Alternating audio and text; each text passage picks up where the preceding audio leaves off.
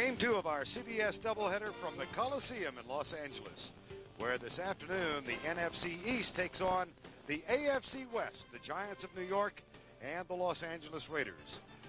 Despite a professed commitment to excellence, the Raiders are off to a horrid start. Worst start, as a matter of fact, since Al Davis was a coach in 1964 when they started 0-5-1. They've played 4 games so far this year. They've lost all 4. Good afternoon, everybody. I'm Vern Lundquist along with Dan Fouts. Dan, they have tried everything, including another change this week in the play calling scheme. Tom Walsh will call the plays for young Todd Marinovich today, and he told me yesterday that he wants to do 3 things. He wants to protect the passer, he wants to throw quicker, shorter routes, and he wants to get some type of running game going against the Giants. The New York Giants, of course, have had a week off. They won their first game of the season under Ray Handley on a Monday night in Chicago. They sat back last Monday night, watched Kansas City destroy this Los Angeles team. Ray Handley said, yeah, there are certain similarities in the way we run the ball and the way Kansas City did. Yeah, but Ray Handley also doesn't know which team for the Giants will show up. Will it be the Giants that showed up with 6 bad quarters, or will it be the good 6 quarters? Rodney Hampton will be featured in the running game against a defensive line that last week against the Kansas City Chiefs gave up 180 yards rushing. It is a typically gorgeous day here in Southern California. 80 degrees. They had a heat wave earlier in the week. Winds out of the southwest at 12 miles per hour. And Jeff Jaeger will kick off for the Los Angeles Raiders. This is the first time the Giants have played here since 1986. They won that game by a count of 14-9. Here's the kickoff by Jaeger. Taken in the end zone by Dave Meggett. It'll come out to the 20. And Phil Simms will open at quarterback. Simms, who didn't play all that well in the first game and a half, but has come on stronger lately. He'll have Elliott, Roberts, Oates, Cratch, Riesenberg up front. The tight end is Howard Cross. And at the backfield, Rodney Hampton, Jared Bunch at fullback. The wideouts are Mark Ingram and Stephen Baker. Baker, who had a big game in that Monday night win at Chicago. From the 20, 1st and 10. Simms across the middle. Rodney Hampton has the catch at the 28-yard line. Winston Moss, number 99, with the defensive play. Ronnie Lott, destined for the Pro Bowl someday, is the leader of a defensive unit that up front features Howie Long and Golick, along with Greg Townsend and Andre Bruce. The linebackers are Aaron Wallace, Ricky Ellison, and Winston Moss, and in the secondary, it's McDaniel and Washington on the corners. Eddie Anderson and Ronnie Lott are the safeties. 2nd down and 2 from the 28. They try to sweep to the left side. Rodney Hampton, the ball carrier. And Nolan Harrison, number 74, who is in there defensively, makes the tackle. And in talking to the Giant coaches, obviously after watching what Kansas City did on the ground against the Raiders, they feel that they want their big offensive line to control that line of scrimmage and run the ball right at the Raiders. That play was going to the outside, something a bit of a changeup. They're going to have a lot more success running between the tackles against an undersized defensive line of Los Angeles. 3rd and 2. Dave Meggett in as a 3rd down specialist.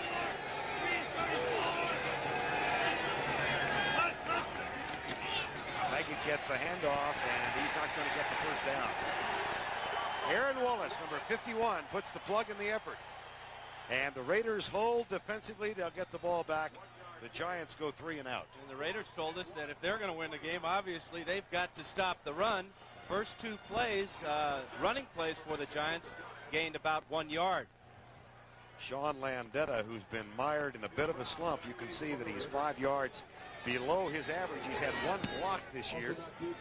That is an average punt for Landeta. Tim Brown at the 29. And he slips and falls.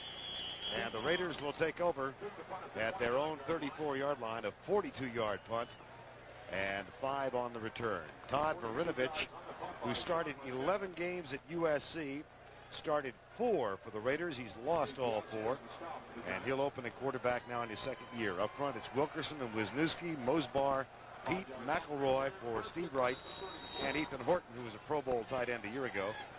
Dickerson and Steve Smith are in the backfield, and Willie Gault and Tim Brown are the wideouts.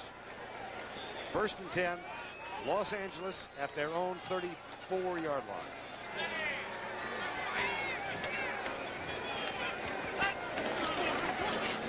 Marinovich with a play fake, fires the ball. It's caught by the tight end Horton. And he is cut down at the 41-yard line by Perry Williams, number 23. LT, the leader of this defensive unit that has grown a little long in tooth. They got some years of experience. Dorsey, Howard, Leonard Marshall did not make the trip. Mike Fox gets the start at right end. Banks, Johnson, Diossi, and Taylor the linebackers. And in the secondary, it's Collins and Williams on the corner, Greg Jackson and Lamar McGriggs. 2nd down and 3. Steve Smith, 1st down, Los Angeles. And a flag comes flying to the ground after that gain of 7. Steve Smith, who has only carried it 17 times for the year now. An indication that this will be against the Giants. So the Raiders will, on their first possession, move into Giant territory. Gary Lane, in his first year as an NFL referee, has been a long-time official in the league and promoted this year to the referee spot. Illegal use of the hands. Number 99 on the defense. 5-yard penalty tacked on. 1st down. Steve Diossi.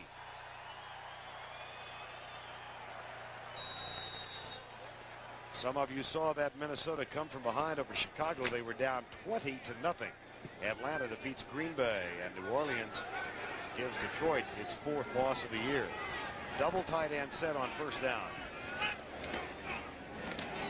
Eric Dickerson tests the middle, driven back.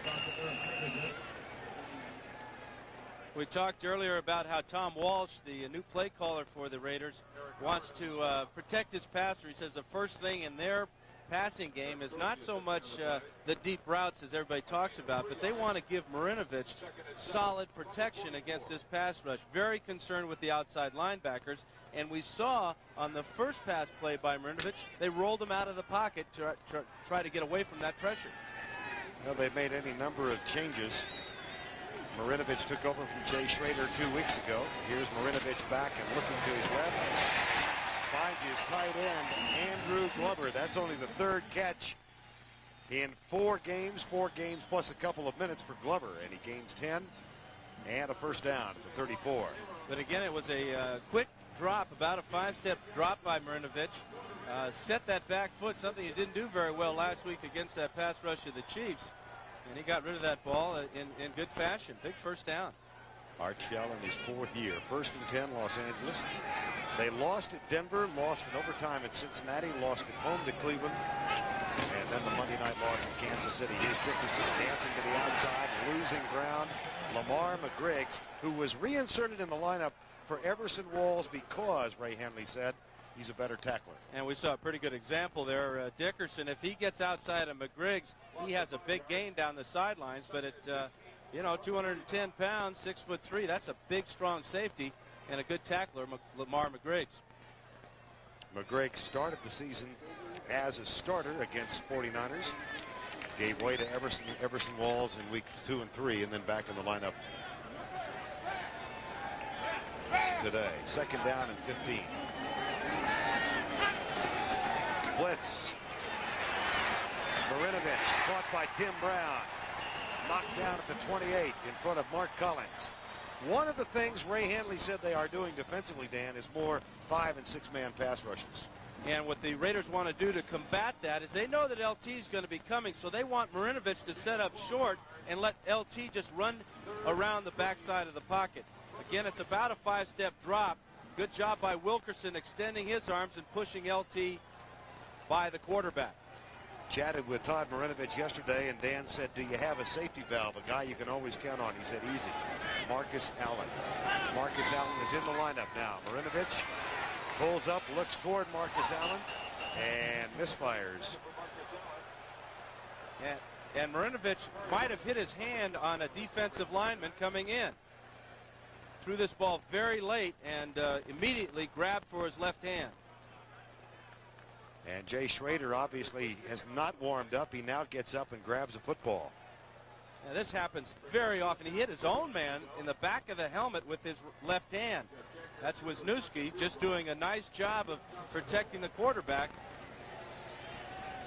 One of those freak accidents. Jeff Jaeger will try the field goal. He was a Pro Bowler a year ago, but he's having a tough season thus far. This one, however, from 45, nope, no good.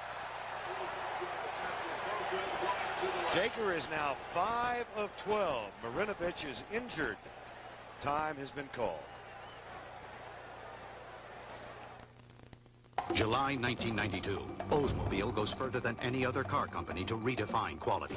Further than the lab, further than the test track, the Oldsmobile Achieva went 100,000 miles against Honda Accord and Toyota Camry in a real-world test. Independent test results prove Achieva outperformed Accord and Camry in total cost, which includes maintenance, repair, and operating costs. Achieva, quality redefined. From the company that went far enough to prove it. Oldsmobile, the power of intelligent engineering. Storyboard Express wasn't saving what they'd hoped since leaving AT&T. Party Helpers Catering was having trouble getting faxes through on the first try. So like thousands of other businesses, they've come back to AT&T, and we want you back. Switch now and we'll give you credit for 1 month of long distance. And we'll pay to switch you back if you're not completely satisfied. We want you back. Call 1-800-222-0400. This is a big car. Put it in park. Hey, how's it going? It's going great, huh? Where's my food? I love this place. You know, you could have got the sandwich for 99 cents. I didn't want that. I wanted this. That's a smart move then, so you're having it your way. 99 cents per sandwich. Sandwich. Can you do that? Yeah, but it's called a croissant. Check in between the seats. You could reach down in there and find enough change to pay for it. You got the croissant? Is that your favorite thing to get? Yeah. It's your way right away. Love this place. A modest crowd, one might call it. There are a few empty seats here. And one reason is because the Raiders are in the midst of a horrid streak. They've lost their last 8. And the surprising thing are these two right here, these two Ohio teams, Cincinnati and Cleveland, that heading into the season, you figure those are wins for the Raiders. Marinovich testing that left hand on the sidelines. No official report from the bench yet. Giants get it back. Scoreless first quarter. Sims to Hampton, and he is jammed up immediately by Ricky Ellison, the middle linebacker. Ellison said yesterday, we will do whatever it takes. Well, actually, he was kind of stuck on the phrase, bringing it. I'm trying to go. Every question I asked him, I said, well, what's your game plan? It doesn't matter what our game plan is. We're just going to bring it. And he caught himself after about 6 or 7 times of saying the same thing. But that gives you some idea of the aggressiveness that he feels the Raiders have to bring to this game. 2nd and 9.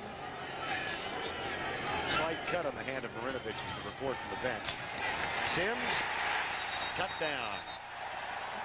Nolan Harrison, number 74. Second-year man from Indiana. This is only the 8th sack of the year for the Raiders. Sims had to hold on to this ball a long time, but Harrison working from the right side over guard William Roberts. Just fights off inside, and there is Sims stepping up into the pocket for an easy sack. And that'll set up a 3rd down and 14. Harrison started earlier in the season. And it's a 3-man front now for the Raiders on 3rd and 14 facing the Giants. Sims, Meggett. 4th down. He's a yard short of the 1st and 10. Anthony Bell, number 59, makes the tackle. Yeah, this is a good start for the Raider defense. They need some type of boost, but they started well last week against Kansas City. On the first 4 possessions of the Chiefs, it was 3 and punt. So far today, the first 2 possessions, it appears that Meggett comes up short here, and that might bring up a 4th down punt. They will measure and see how favorable the spot was here. Yep, 4th down.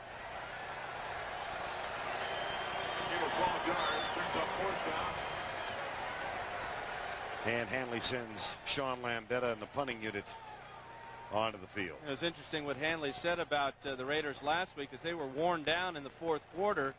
And the last time the Giants played against the Bears, they wore the Bears down. So Hanley is looking forward to that fourth quarter. Tim Brown back to return the punt, has one of 40 yards so far this season. Word from the bench is that Marinovich will be back. That's a line drive punt. Brown with a return. Out to the 43. Second-year man Todd Marinovich back in the cockpit. The Raiders have the ball for the second time in a scoreless game. 35 yards on the punt by Shotman. Dr. Ponce. Now let's get those tonsils out. Dr. Ponce. The colors.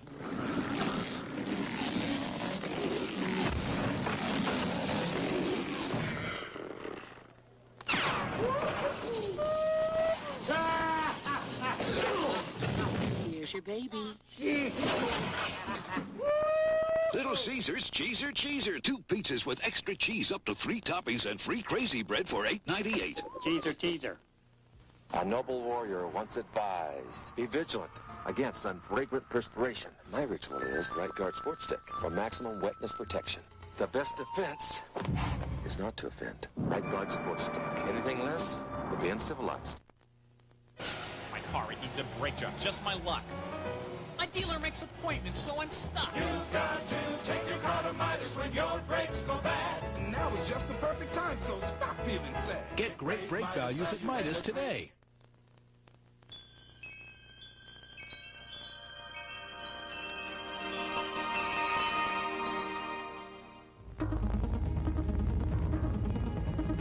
The suspension system in the Oldsmobile 98 is engineered to provide you with a level of comfort that's virtually unheard of.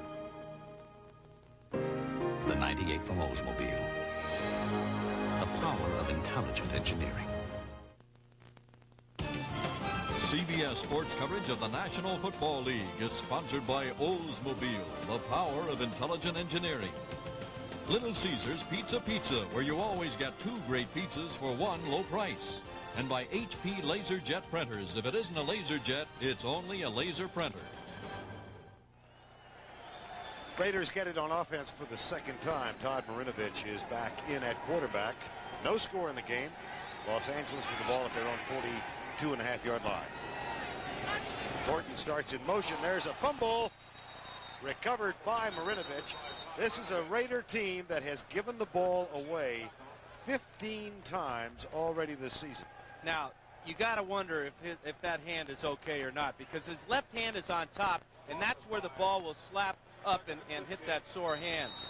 Good snap by Mosbar, and Marinovich didn't appear to have any strength in his hand to hang on to that ball.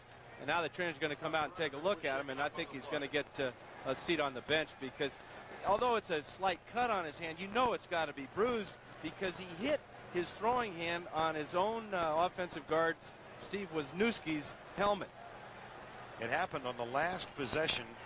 This was just before an unsuccessful field goal attempt as Marinovich passed and hit Wisniewski on the helmet. He had a double clutch there, and that caused the pressure by Fox all the way back into the quarterback, and that is very painful to be throwing a ball, a 60, 70-mile-an-hour fastball with the football that the follow-through comes down on something hard plastic. Jay Schrader started the season as the starter. Gave way to Marinovich. And it's second down and 15.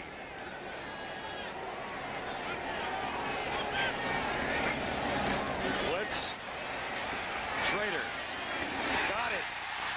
First down, Raiders. Willie Gault at the 44-yard line. And Willie Gault represents one of the main concerns that Hanley told us about, and that's his speed. Watch as he is driving the corner, Perry Williams deep. Good sharp cut, good coverage by Williams, but what a way to come off the bench and throw in a perfect strike as Schrader did right there. Jay Schrader, who played collegiately at UCLA. Here's Willie Gault. Then, of course, stepped in for Joe Theismann with the Redskins. Controversial trade to the Raiders for Jim Lachey. And he has been a controversial quarterback here ever since. Speaking of controversy, here's Eric Dickerson, who took a huge pay cut to get out of Indianapolis and back to the West Coast this year. And you just wonder what would have happened to Dickerson if he had just stayed in L.A. down the road with the Rams. Behind that fantastic offensive line that they had, Dickerson might be threatening to get up there where Walter Payton is and all those career rushing yards. You are of the opinion, Dan, that it wasn't Eric Dickerson's fault alone that thing misfired in L.A. Oh, I think that the management of the Rams has to share in some of that responsibility, because he was never happy with his contract at any time. 2nd and 9, no score. Blitz coming again. Schrader got him. It was Banks from the left side, Pepper Johnson coming up the middle, and then Eric Dorsey got the sack. Washington Redskins are playing at Phoenix this afternoon. Let's go back to Greg. All right, Vern, at Sun Devil Stadium, the Redskins are on the board first against the Cardinals from 19 yards out. Mark Rippon to Ricky Sanders with the extra point. Washington leads Phoenix 7-0 in the first. Back to the Coliseum, Vern and Dan. All right, Greg, scoreless here with 5:24 to go in the first. 3rd down and 18. Jay Schrader on in relief of the injured Todd Marinovich, who took one snap after he injured his left hand and fumbled the ball. Blitz coming again. Down the right side for Tim Brown, overthrown and incomplete. It'll be 4th down. Tim Brown, who was on the inactive list with an injury last week.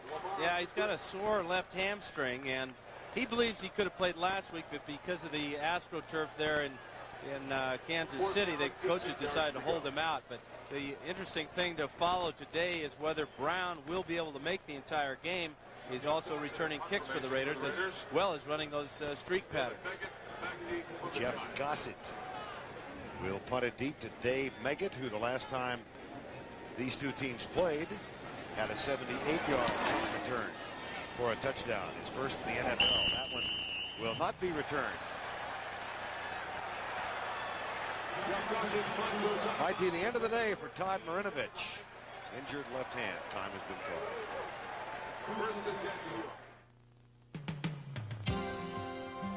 called. So I stop at the car wash on my way to this big appointment. And you wouldn't believe it, but somehow my keys get locked inside my Cutlass Supreme. So I called the Oldsmobile Edge. They sent someone out, said they'd pick up the tab, and in no time I'm in my car and on my way. I didn't even miss my appointment. You know, there really is a car company that cares. Oldsmobile has the edge. Excuse me, you're the owner of this place? Yeah, I'm one of them. So you could buy any laser printer you wanted, huh? We bought an HP LaserJet printer. But you could have bought any laser printer. Yeah. Why? Ah, just for the novelty of it? I got enough novelty around here. But isn't buying an HP LaserJet sort of like a, no-brainer? Nah, I think it's kind of like a brainer. HP LaserJet printers. If it isn't a LaserJet, it's only a laser printer. A terrorist controls the world's most dangerous weapons. Happy trails. But there's one weapon he doesn't control. Steven Seagal. Here come the good guys. Tommy Lee Jones, Under Siege, rated R. Starts Friday, October 9th at a theater near you. The temperature never drops below Xerex. That's very important to remember, especially at a time like this, when it's very deserted and very cold. Ah, you did remember Xerex Antifreeze. The temperature never drops below Xerex.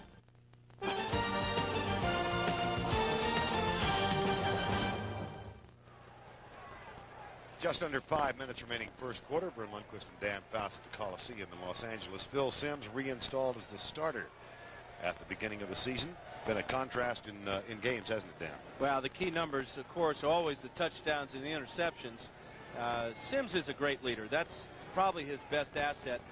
And I think the team really rallies around him. He doesn't stand for anything out there. If he doesn't like the level of play, he's going to let those guys in that huddle know about it. Those last 6 quarters, I think he likes what he's seen. No score in the game. 1st and 10 after the punt by Jeff Gossett was out of bounds at 13. Hampton coming left and cuts back and gets it out to the 21. Raiders Art Shell saying yesterday the cutback play killed him Monday night. And if he thinks that Barry Word can cut back, he doesn't know anything, because this guy, Rodney Hampton, that's the strength of his running game. He's a power runner, but he also has that cutback ability of some of the smaller guys like a Dave Meggett. Art Shell, a man of great dignity, said yesterday you cannot imagine what this losing streak is like. Hampton jammed Winston Moss, number 99. You can't imagine it, but I can. I would never bring that up. In 1975, I was a member of a San Diego Charger team that started the season 0-11 in a 14-game season, and so we're getting down towards the end of the year, and at this point, the Tampa Bay Buccaneers hadn't been around, so no team had gone winless, and we're looking right dead in the record books, and then we're going to see all our names put up there. Fortunately for San Diego, we beat Kansas City and the New York Jets to finish with a beautiful record of 2-12. It's miserable being winless. 3rd and 2. Dave Meggett comes in on 3rd down. Flag is down. The flag was thrown and the whistle blown before the snap was made. So that would indicate a false start on the Giants.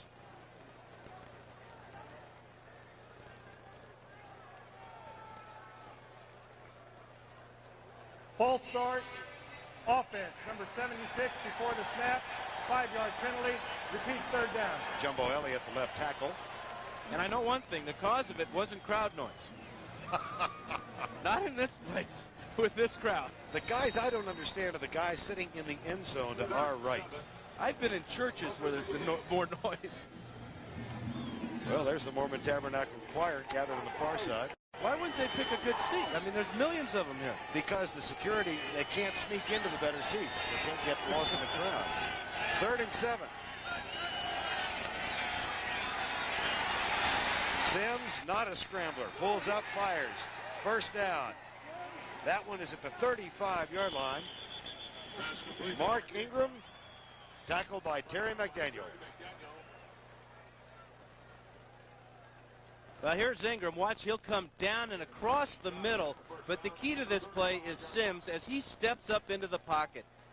There's just nobody there. There's one linebacker, Aaron Wallace, who's going to spy on Sims. But Ingram finds his way. Huge hole in the secondary for a 1st down. That's a gain of 19. Now Bunch and Hampton are back in the lineup behind Phil Sims on 1st down. Here's Jared Bunch. Goes right and doesn't find anything. Except Eddie Anderson, who is a bruising tackler in the secondary. It almost makes you wonder when the Giants are just going to run straight at the Raiders as the Chiefs did on Monday night. So far, it's been all wide plays. The best play they've had on the ground is when Hampton started wide and then cut back over the middle. Raiders' #1 draft choice, Chester McLaughlin, who was injured much of the year, is in the lineup now, number 91. They expect big things from him. That's what they're going to get. He's huge. 2nd down and 10. No score. Hampton tries to cut it back to the right and moves it out to the 39-yard line. Brought down by Ricky Ellison. Let's take a look at Big Chester. Here he is working against the center, Bart Oates. And Oates, the veteran, working against a rookie, even though he is 325 pounds. That's a nice job of just staying with him and allowing Hampton to use his vision to find a hole. Giants bring in 4 wide receivers and Dave Meggett on 3rd and 6. There is Chester McLaughlin from Clemson. You know, on some of these big guys, instead of putting their weight after they get over 300, you ought to just put a plus sign because none of them are ever accurate. Exactly. Not many scales go up that high. On 3rd down. Stunts by the Raider defensive line. Sims caught. Callaway. 1st down, Giants. In front of Dan Lamb, number 25. Callaway's 7th catch of the season. This offensive line of the Giants is doing a good job of protecting Sims. That time he had about 5 seconds to throw. But when you look at the size of the Giants up front, they outweigh the Raiders. Lott with a fake blitz that time, but there's nobody even near Sims as he can step up and look over the entire field. Play fake. Sims looks deep, settles short. Into the flat for Rodney Hampton. And Aaron Wallace does a nice job of shadowing Hampton, makes the tackle. We have no score in the game. The final 29 seconds of the first quarter. The only threat, a 45-yard field goal that misfired from Jeff Jager of the Raiders. Giants yet to cross into Raider country. They came out on Friday, held a workout yesterday at Santa Monica Community College. Not easy for me to say. It's a junior college anyway. Be in elementary school before I get done with it. Second down and 11. Bunch for a bunch.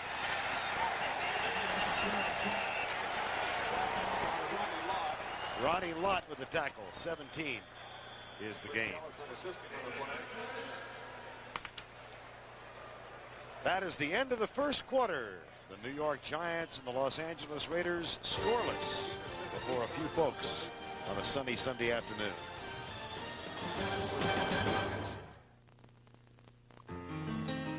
Whatever happened to clear investment signals? Real returns can improve while interest rates decline. Consumer spending can increase even as consumer confidence slips. In these dizzying times, it pays to hire an investment firm with a sure sense of balance. Smith Barney. They make money the old-fashioned way. They earn it.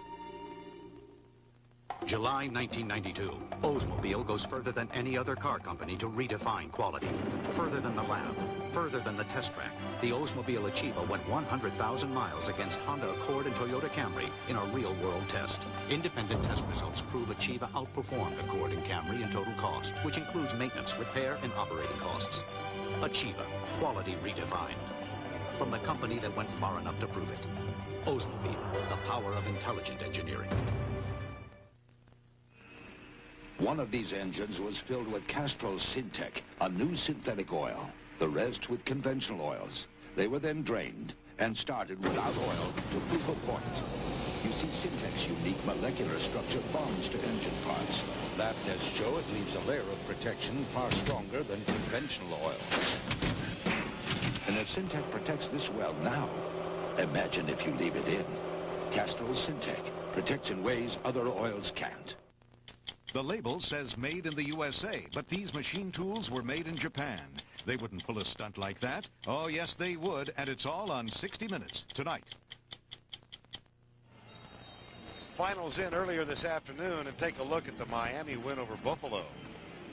17 straight home wins for Buffalo, right down the drain. And then Minnesota came from behind with 3 touchdowns in the fourth quarter to win by 1. First and 10. Scoreless. Ball game thus far. Here's a gadget play. Sims looks on a crossing pattern right side for Ingram. And he has him out of bounds, first and goal. He had sent Stephen Baker into the end zone and then Ingram on the crossing pattern. And when you see that gadget play, the throwback, you normally don't see a crossing pattern at the end of it. Well, the key to it is pass protection. After the fake, watch Hampton take the handoff, pitch it back, and now make a block to protect his quarterback. Because this takes about 7 seconds for Sims to find Ingram all the way on the other side of the field. This sets up the Giants inside the 10. And inside the 20 this year, the Giants have been outstanding. Handoff, Rodney Hampton. But you're right, Vern. On that type of flea flicker type of play, the wide receiver going deep is always the first look. And if you have time, you look at the crossing pattern underneath. And that time, the red zone for the Giants has been just outstanding. You can't get any better than that. And Handley told us yesterday he wants to get Derek Brown, the first-round pick from Michigan, more involved down here. Notre Dame, excuse me. Oh, boy. Second and goal from the 5. Hampton. Touchdown, New York. It's Jared Bunch, number 33, instead of Rodney Hampton.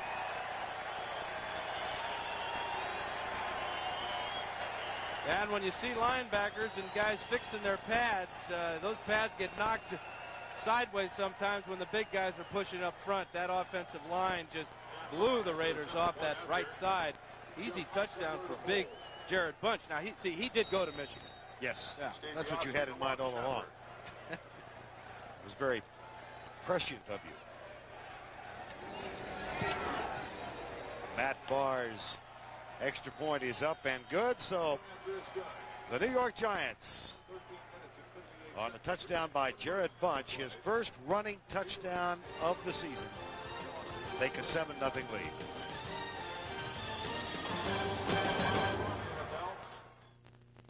Most people retire to Northern California for the gentle climate. Neil McBain came here to race in the fabled Monterey Historic. And Dean Witter was with him every mile of the way. Respect the power of a client's dream and help them achieve it. That's why 11 years ago, Dean Witter mapped out Neil's financial course with one goal in mind. Victory.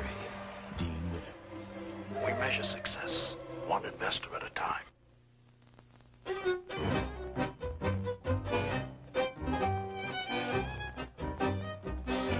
These extinct relics of American business remind us that waste and inefficiency don't pay. And that while perhaps it used to be impressive to throw money around, today it's more impressive not to.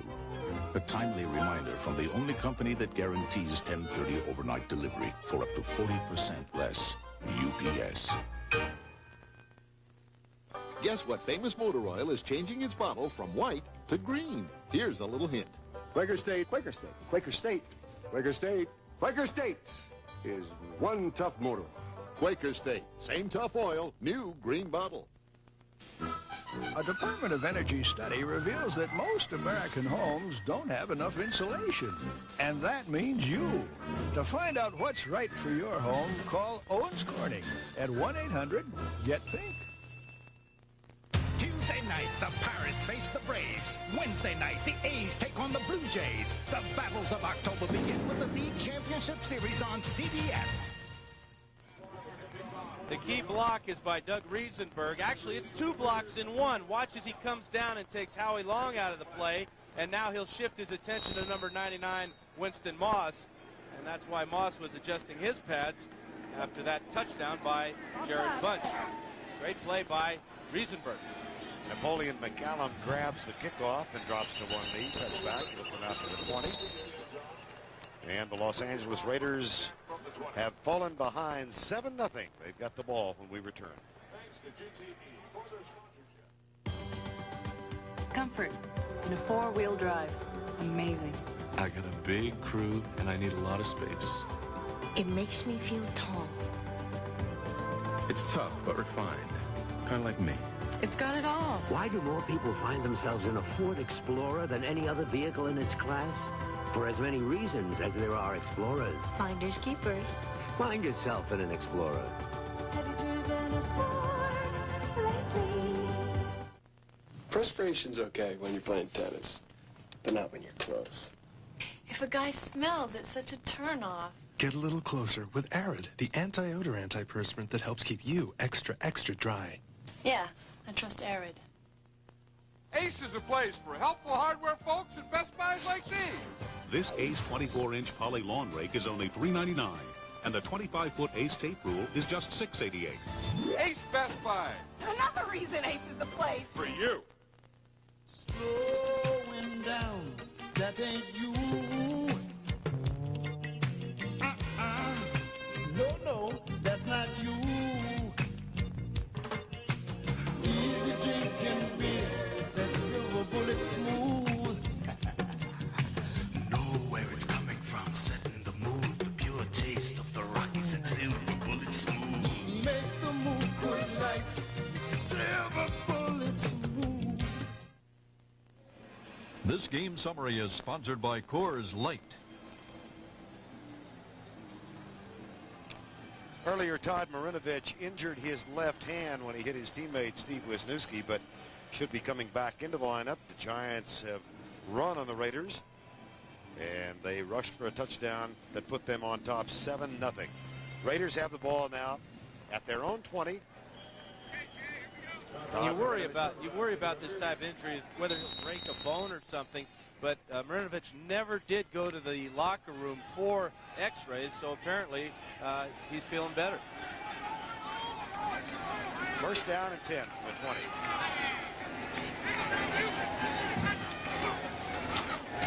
Play action on first down. Incomplete. And he had Mervin Fernandez open. Missed him.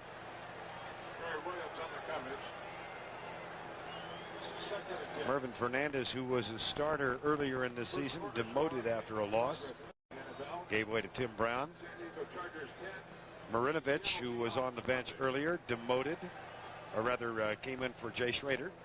And this is Tom Walsh. He's calling the plays now for the Raiders. He's on the headset down to Terry Robisky, and Robisky signals the plays into Marinovich. Until this week, Terry Robisky had been calling the plays this year. Here's Dickerson cutting back after the sweep. He's still got the speed. Looks for a downfield block from Fernandez and gets enough to get by a potential tackler. He had a 40-yard touchdown run Monday night, longest run of the season. This one, a gain of 32. And shows that old burst of speed, but what all running backs have is the cutback ability, the great vision. Watch as he sees the hole open up on the right side, and there's the burst of speed through it, and now he gets a little bit of help downfield. And that's a wonderful gain for the Raiders, who desperately need this type of performance from their star players. First down after the 32-yard gain at the 48-yard line. Dickerson tests the middle and gets to the 45. I first saw Eric Dickerson as a high school senior in Sealy, Texas in the state championship game when he rushed for 311 yards and then said, I'm going to play collegiately at SMU. And didn't do too poorly there with the Craig James in his backfield. The Pony Express, were they fun to watch on the highlight shows? Lance McElhaney was a part of that. Wes Hopkins, who's now with the Eagles. They had a terrific team back in the early 80s. Ron Meyer, the head coach. Best team money could buy. Went on probation for a while. And money bought a lot of it. There's the pass, complete for Marinovich. Fumbled, picked up by McGriggs. Giants have it, flag is down.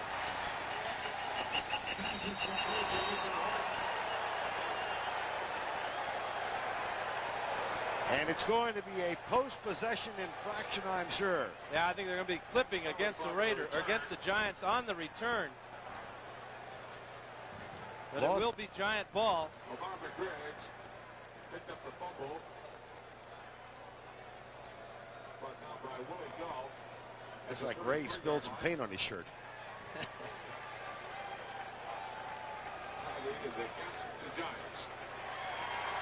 Either that or had too many strawberries. Illegal block in the back. On the return, number 52, 5-yard penalty.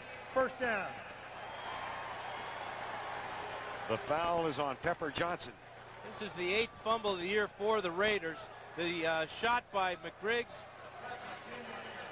McGriggs picks it up after the hit by Jackson. There's the illegal block, and the Giants will take over at about the 15. Take one and action. Hey, what's the best thing about breakfast at McDonald's? Coffee. Pour out a cup, it's steaming, it's dark and rich. I pour it personally. Coffee fresh? Fresh brewed. Fantastic cup of coffee. So what's the secret? Arabica. Oh, what's an Arabica? Arabica beans. Oh, the beans. And what else? It's always fresh. It just tastes good. And they like to come in and talk with each other, and just like the small coffee shop long ago. How much a coffee refill? They're free. What you want is what you get. It's guaranteed. What's up? Yeah. Introducing Ford Taurus and the Dummy. Ford has the only cars in this class that offer dual airbags. And to help make sure you won't have to use them, Taurus also offers anti-lock brakes. Ford Taurus. Rust. What it can do to the outside of your car, weak, neglected antifreeze can do to the inside. You need the tough anti-corrosion formula of Prestone. Use fresh Prestone every year to give your radiator and cooling systems heavy-duty rust and corrosion protection. No matter what happens to the outside, Prestone protects the inside. Prestone stops the rust that stops your car. On the river of life, things change, An Allstate protection review with your Allstate agent can make sure your coverage is right for you now. So let your Allstate agent set you on the right course. You're in good hands with Allstate. It's the land of the midnight sun, and everyone's acting half-baked. I love this place! Did you get hit in the head or something? Huh? Emmy-winning Northern Exposure, Monday. Raiders have had a self-destruct button through much of this season. They are dead last in the league in turnover ratio, and they just lost a fumble. From the 16, first down and 10, Hampton with Bob Cratch leading the way. And Hampton moves it up to the 23-yard line before he's knocked out of bounds by Lionel Washington. They just had a nice gain by Eric Dickerson. They were moving the ball. Marinovich got back through a nice pass to his tight end, Horton, and then the fumble comes, and here's what we're talking about. Direct relationship between the turnovers and the W's and L's. And you can update that and add one to the 15. They've now given it away 16 times this season. Second down and 3. Bunch, the short man, tests the middle and bounces into Ronnie Lott, who makes the tackle at the 36, but that's another 13-yard gain.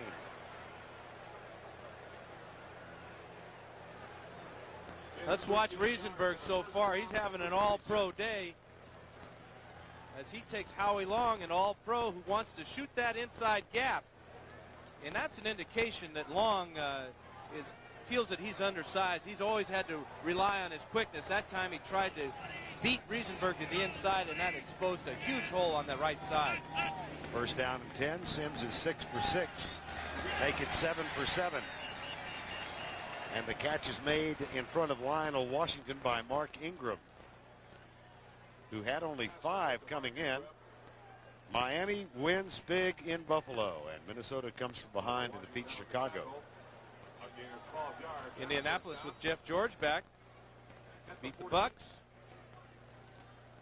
Atlanta wins, and New Orleans wins on the road. Otis Anderson into the lineup now.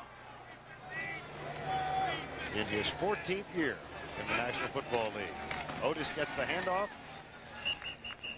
We were teasing him yesterday at the Giant practice about being the oldest running back in the league and not being bruised on Monday. And all the punishment he's dealt out in his life, he's feeling a lot better, but he would like to get in the action a little bit more. That time he spelled bunch and picked up about 4 yards. What a great player, though, Otis Anderson has been all these years. Oh, Ray Handley said one of the reasons he is still on this ball club, he can't help in special teams. Before you talk about leadership and inspiration. And he's a very important part of the 47-man roster. That's only his 4th carry of the year. Second down, the sweep. Hampton bounces from behind Jumbo Elliott. That huge shadow, and then runs into Ronnie Lott. Well, if you dance around too long against the Raiders, this man is going to find you, and he's going to seek out and destroy. The greatest hitter I've ever seen from the safety position, Ronnie Lott, last week had 8 tackles against the Kansas City Chiefs. And I asked him, I said, when's the last time you had that many tackles? He said, that was the last time we played the New York Giants. Everybody knows and remembers the great battles that Lott had as a 49er against Sims and these Giants. Well, one memorable scene was that of Ronnie Lott and Phil Sims when they played for the Giants and 49ers respectively, agreeing to disagree. 3-man rush. Sims, Ed McCaffrey, the wide receiver with the catch at the 39 in front of Anthony Bell. The one thing about Phil Sims that people always talk about is that he is a streak passer. He is on an 8-for-8 streak right now. And every time I see him get hot like this, I think back to that first Super Bowl when he was just fantastic. Playing in the biggest game of his life, the biggest game of the year, everybody watching, Super Bowl on the line, and Sims had the greatest day a quarterback could ever imagine. And for the afternoon perfect, the Giants up 7-0. Raiders look like they might be sending a linebacker or two. They are. Audible, bunch, bounces off one pass, and then he is cut down by Greg Townsend, number 93. The Raiders have to do something like this. They have to create some type of pressure, get across the line of scrimmage. They're getting beat up front. Townsend playing out of position as a defensive tackle, more comfortable as a pass rushing defensive end.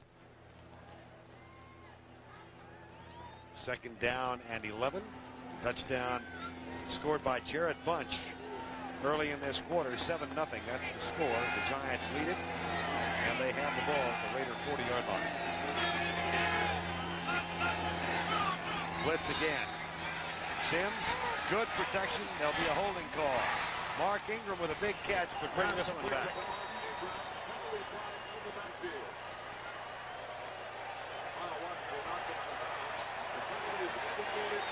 Now, even though it's holding against the Giants, Phil Sims just threw another great pass, right on the money.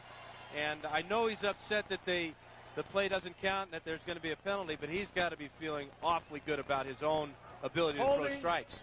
Offense, number 76, 10-yard penalty. Repeat, second down.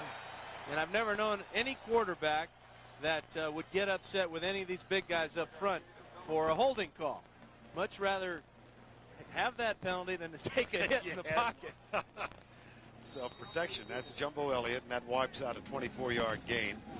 The Giants' fourth penalty of the first half. So it moves it back to the 50-yard line. Second down and 21. 7-0. Giants lead. They're back in Los Angeles in 2 weeks to take on the Rams. Down a couple of freeways in Anaheim.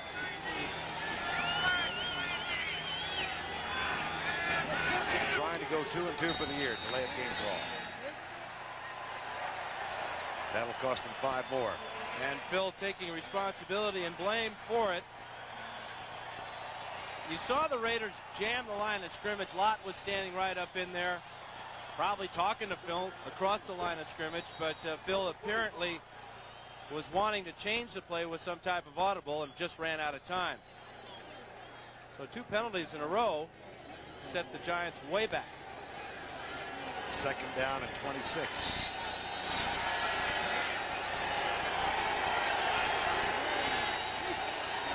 Send 4, drop 7. Intercepted. Picked off by Lionel Washington. And he's got the ball at the Giant 40-yard line.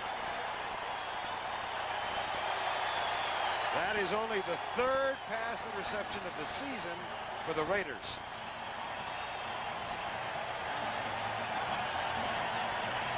And do they ever need it? They get real good pressure on Sims. He's forced to step up into the pocket to avoid Howie Long. And now Washington has a chance to look at the pattern and make a break on the ball, and he picks up his first interception of the year. But watch the pressure here. Now it's to the secondary where Washington can see the quarterback the whole way. Baker stops on his pattern, and Washington steps in front for the pick. First interception of 92 for Lionel Washington. Turnovers are even. Dickerson hit once, then twice. Eric Dorsey is the second man to make contact. Well, Eric Dickerson had that one big run of 32 yards, but other than that, 5 runs for 3 yards. Now, when you're a quarterback, you got to keep your head on a swivel after these interceptions, because watch for number 94 here come and tattoo the quarterback, number 11. Phil trying to make a tackle, gets one right in the side of the helmet. Second down and 10. Dickerson toss left. Todd Pete trying to get a pick in front of Eric Dickerson. Todd Pete has lost 90 pounds, but he's still toting about 309.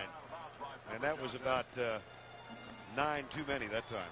And he can't afford to be looking around for where Eric Dickerson is. He's got to get all that mass moving forward.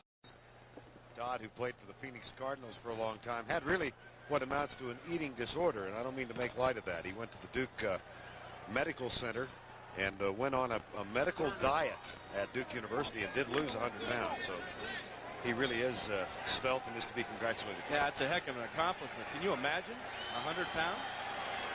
Third down and 4. I'm getting to the point where I can't imagine it. Blitz coming. Marinovich. Steve Smith. First down, Raiders. Mark Collins with the tackle. That's a gain of 8. First down, Los Angeles. 7-0. Giants lead it. The key on this play is to watch Horton come down the field here. He gets in the way and knocks 2 guys down. Smith comes out into the flat, and Marinovich is right on target. But watch the tight end. It's a little screen there, and he takes care of the linebacker, and it's a first down for L.A.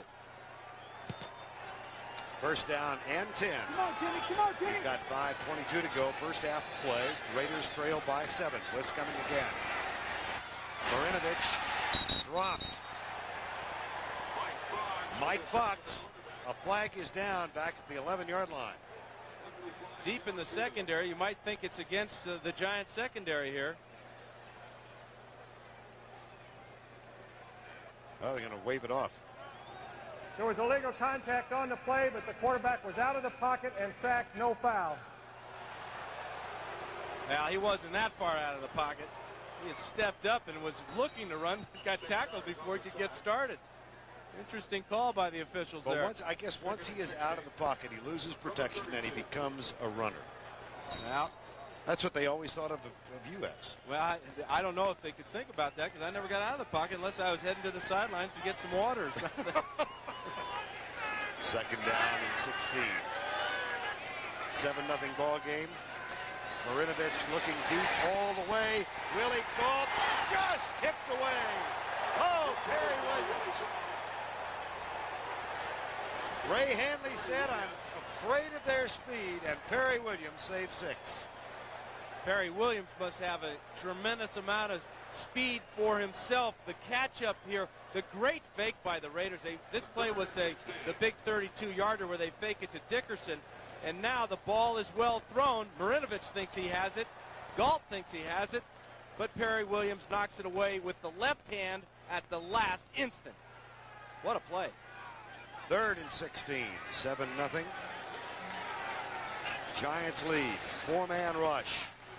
Marinovich drills it at the 20. That is short of the first down. The catch is made by Willie Gault. But that completion puts Jaeger into field goal range. The problem is Jeff Jaeger has been having a really difficult season. 5 of 12 now. He missed from 45 earlier. Had a couple blocked. Well, a couple of those misses, Vern, have been from beyond 50 yards. So he is an outstanding kicker, Pro Bowl kicker. And, although he missed earlier from about this range, the Raiders need for him to put this one through. 38-yard effort.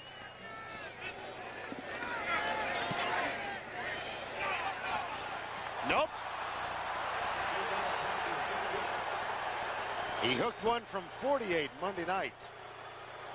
He hooked one from 38 on Sunday afternoon. That's Al Davis.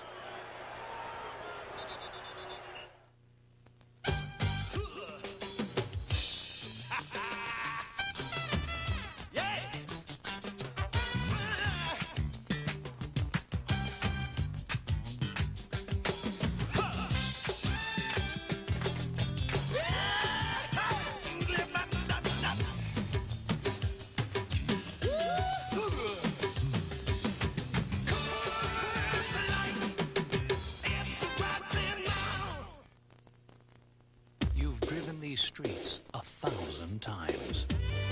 But tonight, there's something different. Tonight, you're using Exxon 93 Supreme gasoline for a cleaner engine, smooth acceleration, and a full 93 octane.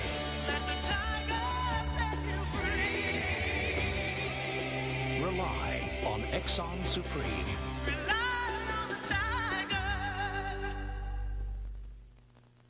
When we gave the Escort of the 90s more power, better handling, more room, and a sleeker look, we received a special recognition. More repeat buyers than any small car in America. Ford Escort. The tingle feels like it's taking away the dandruff. That's me taking the Denorex shampoo test. I love that tingle. It convinced me to switch from Head & Shoulders to Denorex. Denorex with conditioners. The dandruff shampoo you can feel working. I'm a Denorex guy now. This is your cost of healthcare wake-up call. Can you afford to get sick? Real answers to save you real dollars in a special Money Crunch series tomorrow on the CBS Evening News. Pro Bowl, Jeff Jaeger missed 5 for the season. And already in 92, he has missed 8, including both of his attempts this afternoon. It's been that kind of a year. An indication of the way it's been going for this 0-4 team, that trailing the Giants right now. 1st and 10. Phil Simms, 8 of 9. Here's Hampton going left. And Eddie Anderson makes the tackle, number 33. Well, the playoffs begin on CBS this week. The National League Championship, Tuesday night at 8:30 Eastern. The Pirates and the Braves. Atlanta back in, of course, having lost the World Series last year. Game 1, Tuesday night, 8:30. It went 7 a year ago, and of course Atlanta wound up losing to Minnesota. Oakland and Toronto will start their playoff series on Wednesday this coming week, 2nd down, and that'll be on CBS. Rodney Hampton gets the carry. Hampton is now carried 10 times here in the first half for 30 yards. We're seeing the type of game that Handley wants his offense to play. The ground control game, keeping it on the ground, wearing the opponent out. So far today, the offensive line of the Giants, especially Riesenberg, have been doing an outstanding job.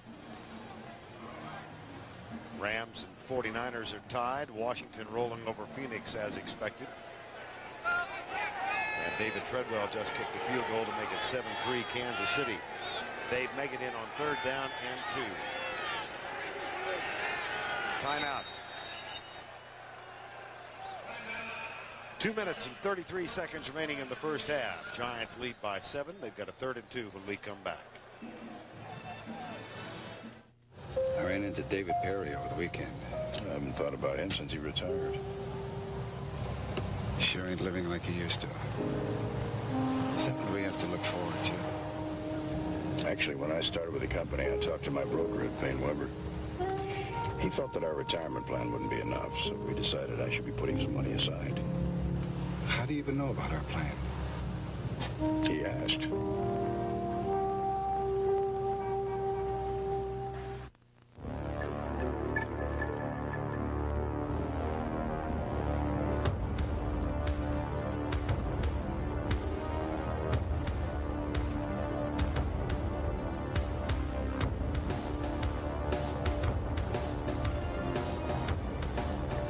Introducing Levi's loose-fitting jeans. A loose interpretation of the original. Ford trucks, the best, never rest. That's right. Only Ford Truck offers driver airbags in both mini and full-size vans. But there's a lot more to safety than that. That's why Ford not only designs and builds trucks to meet or exceed federal crash test requirements, we also do special safety testing of our own. We do what the government says, and a lot more. The best-built, best-selling American trucks are built Ford tough. Stephen Baker, the wide receiver for the Giants, grew up in Los Angeles, went to Hamilton High here. He used to be a security guard at the Coliseum during Raider games. First time he has ever played in the Coliseum, however. Said his high school kept getting beat in the first round of the playoffs. He went to West Los Angeles Junior College and became one of these fellas. And even patrolled the Pasadena Rose Bowl, where he had to drive his little scooter on the side streets to get up there. 3rd and 2. Baker has yet to catch a pass today. Said he dreamt of having the kind of day that Eric Metcalf did here a couple of weeks back. Here's Rodney Hampton. That'll move the chain to the 35-yard line. 1st down. Ronnie Lott makes the tackle. The good news for Baker is he gets to come home and play in front of all his family. The bad news is that 31 of them wanted free tickets at $33 a pop. That's over $1,000 in free tickets. And Baker's got to come back here in 2 weeks. And you know they'll all want the same good seats. No, he said he was making a family limit. Here's Rodney Hampton. Even if the Coliseum in Anaheim does not sell out, he's going to declare it a sellout. And tell the family he can only get 4. Cheaper to buy a satellite dish. Not a sellout here today. How much insulation do you have in your attic? 3 inches? 6 inches? Well, the Department of Energy recommends R38 for most American homes. which is equivalent to a foot of Owens Corning pink fiberglass. So grab a ruler and measure your attic insulation. Then get rolling. And get a foothold on your energy bills. For more information, call 1-800-GET-PINK. The presidential candidate on the left stood for military action in the Persian Gulf, while the candidate on the right agreed with those who opposed it. He says he wouldn't rule out term limits, while he says he's personally opposed to term limits. This candidate was called up for military service, while this one claims he wasn't. One of these candidates is Bill Clinton. Unfortunately, so is the other. There is a simple explanation for why this happened.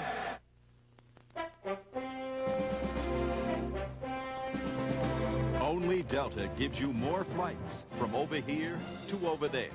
Only Delta flies you non-stop to more cities from over here to over there. In fact, only Delta flies you non-stop to more cities in Europe than all these airlines combined. Delta, we love to fly, and it shows. The world over.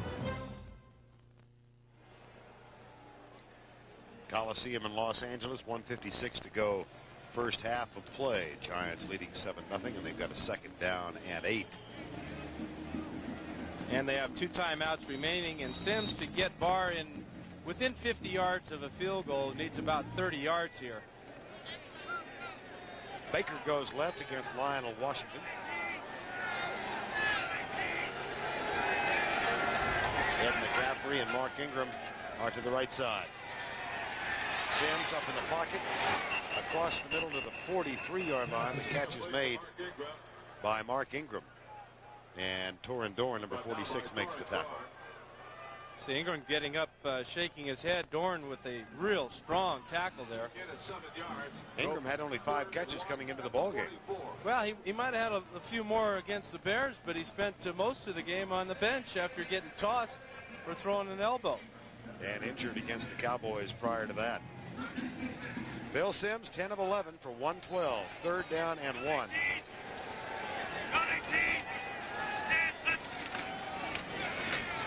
First down, Giants move the chain. See if they stop the clock with a timeout. They will with 68 seconds to go before halftime.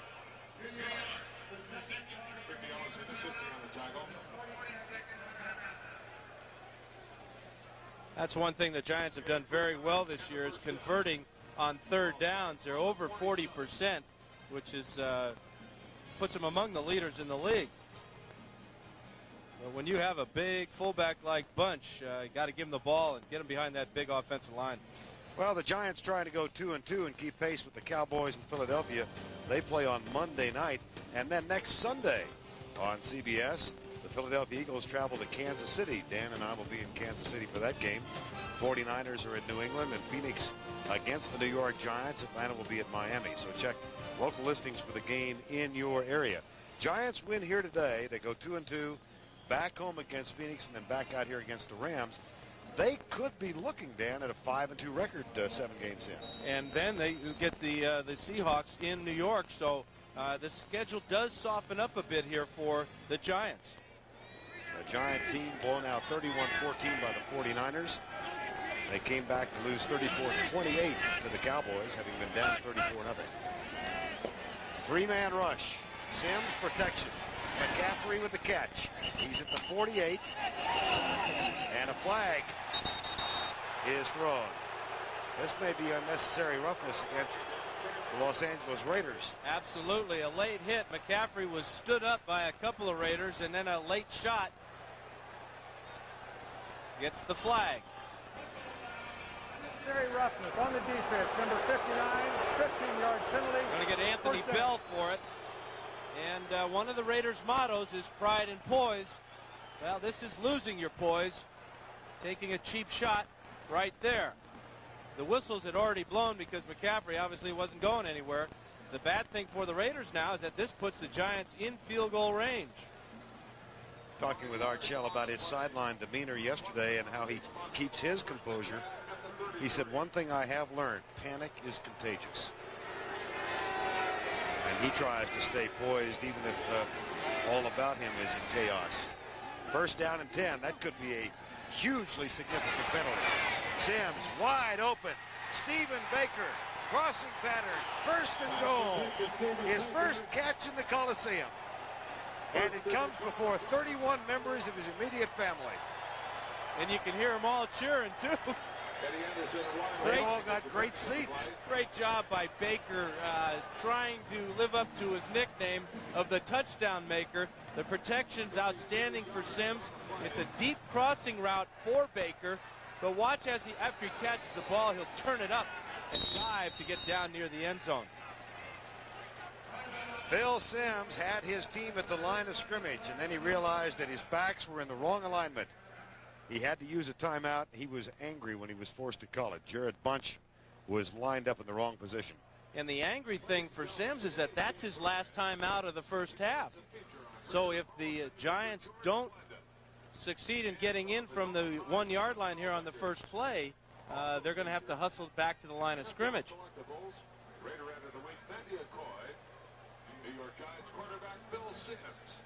Phil Sims, 12 of 13 for 149. That was a 32-yard pass to Stephen Baker. 22 seconds now, Dan. And go back to that point about the red zone. They've been inside the 20 once today. They got the touchdown. They are perfect in scoring every time they've been inside the 20 so far this year.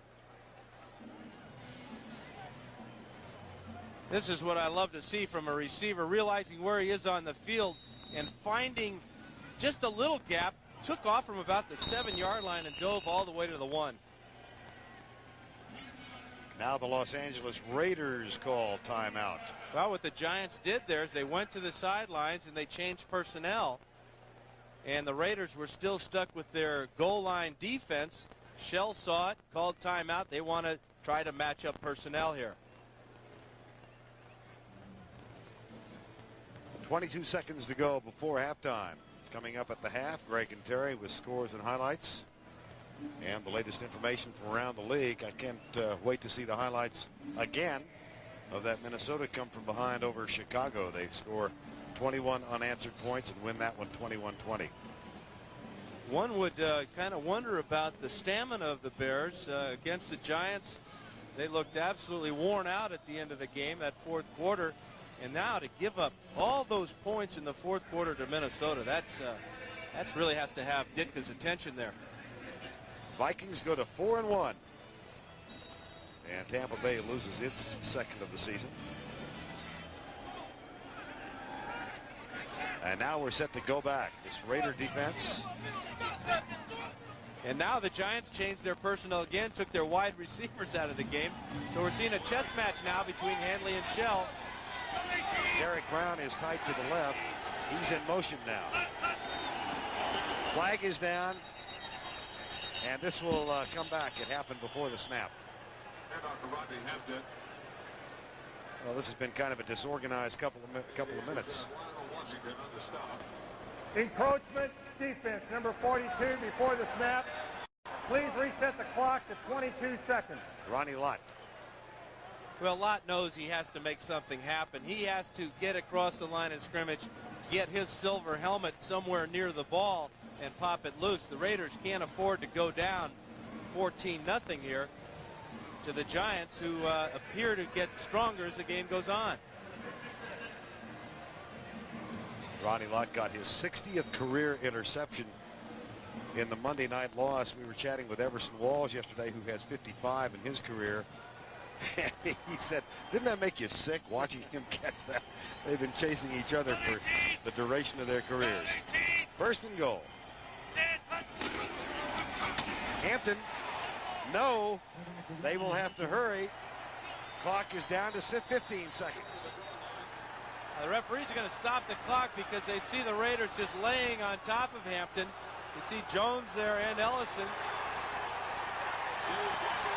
Eddie Anderson claims he came out with the ball. Gary Lane's having none of that. Now Gary Lane stopped the clock. Sims will try and do what? And now we've got a flag. And this might be delay a game against the Raiders. Timeout. Los Angeles Raiders, their second charge timeout. 99 interfered with the snap. I heard Jerry Bergman say that. And that's Winston Moss of the Raiders. And we'll see if this penalty will stand or if they got the timeout called first. But why would they be calling timeout? A lack of pride and poise.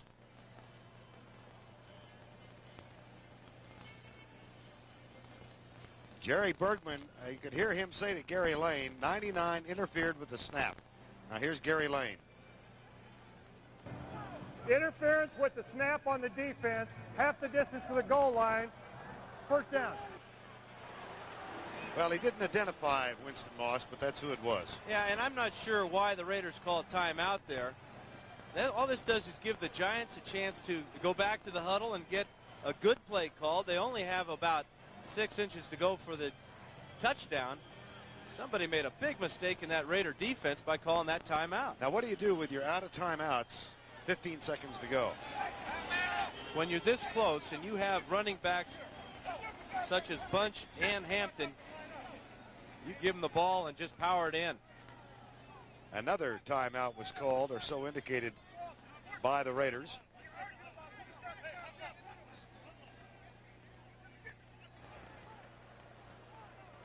Here's Townsend coming in and playing like a quarterback. He wanted Oates to snap him the ball. Never seen anything like that before. Unbelievable. Greg Townsend. Oh, you know he was a high school quarterback at some point. Well, he played collegiately at TCU for a guy named Jim Wacker. I wonder if Jim taught him that. He had the wrong snap count. Second and goal. They'll throw it. Caught. Incomplete. Baker couldn't hang on. Baker was doing an imitation of a former teammate of mine, John Jefferson, trying for the one-handed grab in the end zone. Had control for an instant, but as he pulls it into his body, he's going to hit the ground. Never quite could control it. And the Giants miss a golden opportunity there. Third and goal. But from 6 inches, you got to run this ball straight at him. Even with 11 seconds to go? Absolutely. Go with your best play.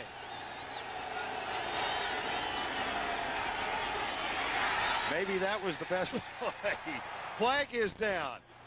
And Sims is too. They're going to get the Raiders for holding in the secondary.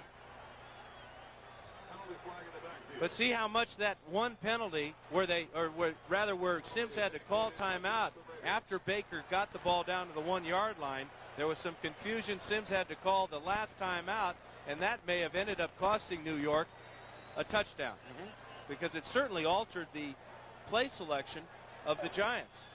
And now they will go, Dan, with the field goal. Got to come away with something, but what a weird turn of events there. Defense, number 59, half the distance to the goal line, first down. Anthony Bell. And now Matt Barr will try only his 4th field goal of the season. So a really crazy sequence of plays in the final minute or so. Barr's kick is up and good. And Ray Handley's Giants move the length of the field. A 32-yard pass to Baker sets up the field goal, but they couldn't get it in for the touchdown. Having to use that timeout really changed things. They went with the wide receivers, trying to throw 2 fade patterns in a row. And they had to come away with just 3 points.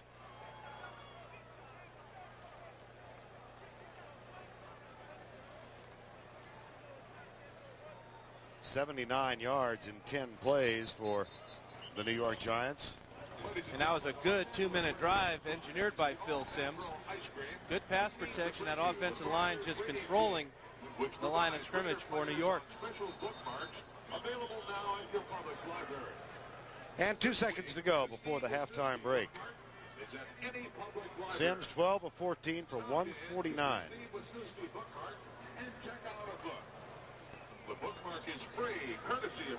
That's the most telling statistic for a quarterback is average per attempt, and Sims right now is over 10 yards per attempt. I think the play of the sequence was Greg Townsend.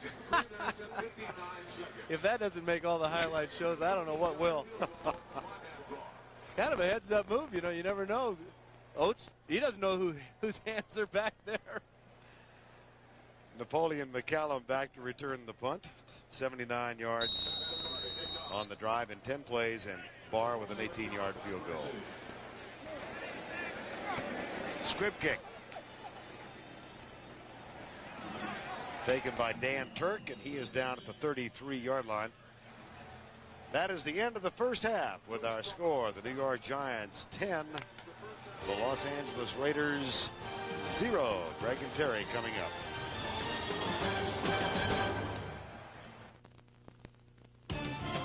CBS Sports coverage of the National Football League is sponsored just east of Los Angeles in Pomona, California. It's piloted by Peter Buckley, Maurice Milemans, Mike Hance, and the cameraman is Keith Doyle. We're at halftime with the Giants leading by a 10-0 count. Los Angeles trying to win its first game of 1992. Is the mystique gone? I think it's definitely changed. Having played the Raiders 30 times over my 15-year career and growing up in the San Francisco Bay Area as a 49er fan and not a Raider fan, you talk to people like Fred Biletnikoff and the other old-time Raiders that have been around for a long time, and because of the Plan B acquisitions, the free agent acquisitions, there are fewer guys on this black and silver team now that were drafted that have the chance to say, hey, listen, I'm a Raider, whether I was an Oakland Raider or an L.A. Raider. There's something about being loyal, to have that pride and all that, all those slogans and everything. And they did have a mystique. They were the Bandits. They were the bad guys. They had the great nickname, the Raiders. But a lot of those things have changed now. There's one of the all-time great ones, wide receiver Fred Biletnikoff, now the receiver coach. That's 2 weeks in a row for Fred and the cigarette.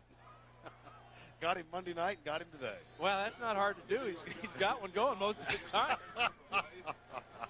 There's a Raider for you right there, smoking on the sidelines. People who never saw Fred Biletnikoff play this game missed something special. Well, thank goodness we have films and tapes of his career and a lot of the great old Raiders. 10-0 at halftime, and the Giants will kick off to the Raiders. Dan Land and Napoleon McCallum wait for it. This will be McCallum at the 5. Got some room. Gets by Matt Barr. And returns it 41 yards. At the half, the Giants with 13 first downs to 6 for the Raiders. And an edge in rushing and passing yards. Turnovers are 1 apiece. Every statistical advantage goes to New York. But on those turnovers, neither team could score. After the interception off of Sims by Washington, the Raiders turned it right back over on Ethan Horton's fumble. 7 points in the last 6 quarters for the offense of Los Angeles. They're 54 yards away right now. Willie Gault comes back to the near side. Dickerson is forced inside into the arms of Lawrence Taylor. I think we told you the Giants came out to Los Angeles on Friday night, got out here early Friday evening. LT set his alarm clock early yesterday, went out and played a round of golf, and missed the morning meetings for the New York Giants. But he did have a good round of golf, he said. Don't know what he was more pained by, the number of 3 putts or the fine. I think it was the 3 putts that caused his attention. He said he shot a 79. If I'm 3-putting, that's a 99. Second down, 11. Second and 9, rather.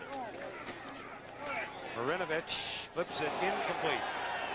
And a flag is down. They'll call this on Carl Banks. He was covering Eric Dickerson.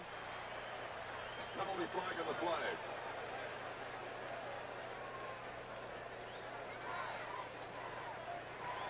Interesting, the Raiders trying to get the ball to Dickerson by way of the pass. Yeah. Never, ever known as a pass Defensive receiver. pass interference. number 58 on the defense.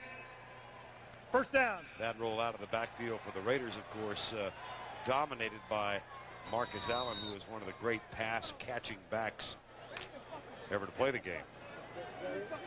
Haven't seen much of Marcus Allen, though. Marinovich out for a series with an injured throwing hand. He's back in there now, play action. Rush coming, he's flushed. Gets by Eric Dorsey, goes deep, incomplete. Perry Williams again doing a good job coming across field and defending on the play. Intended for Willie Gault.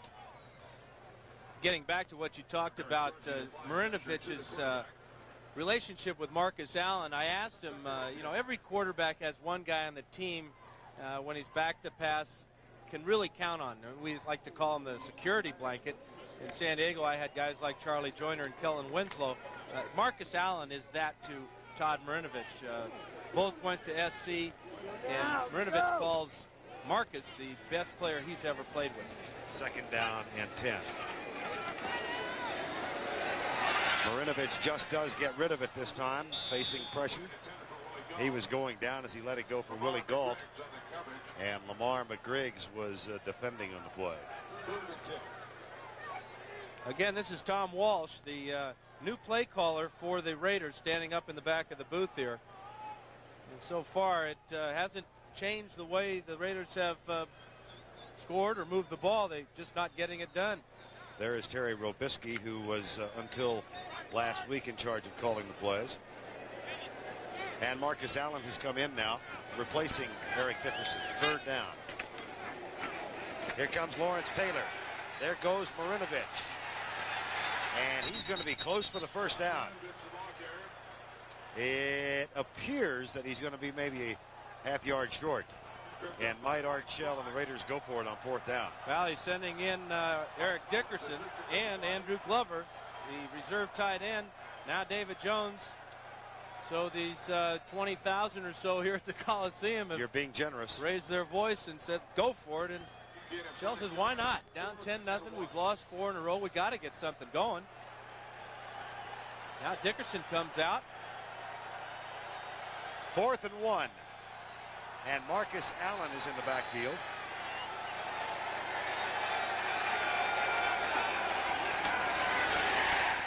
That should be enough for the first down.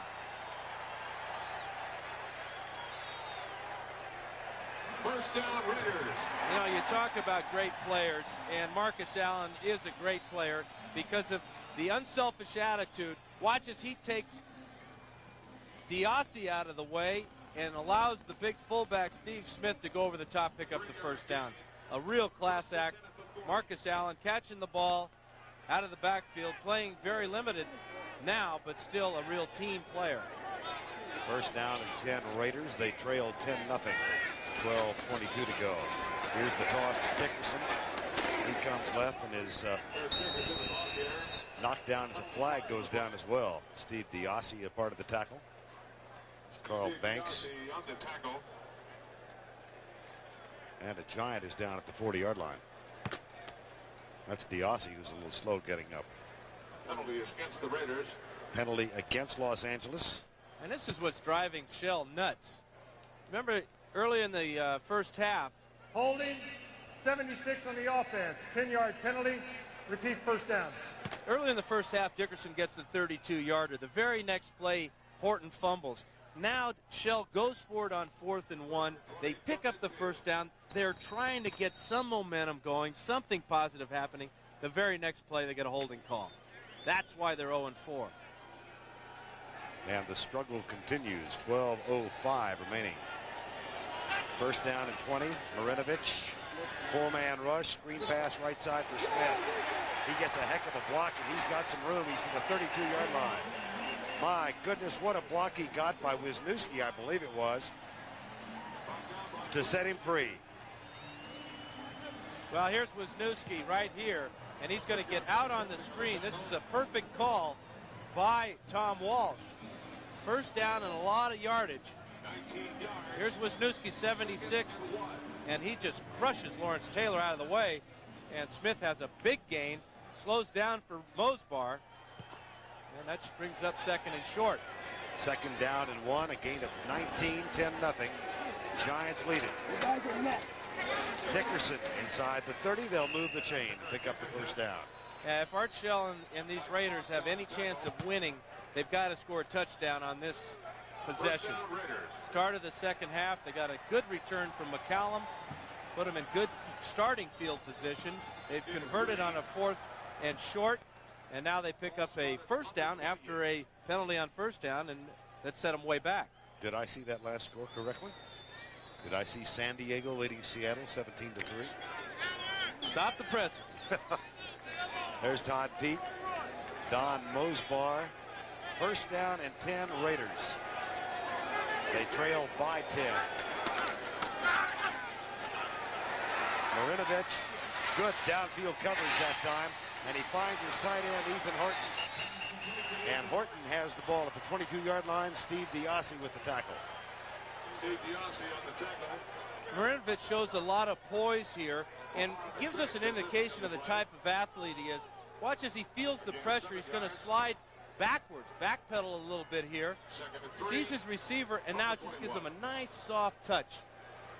Easy catch for Horton and brings up another good situation for an offense, 2nd and short. 2nd down and 3. 9th play of the drive. Taylor's offside. And that'll be a first down. Raiders inside the 20.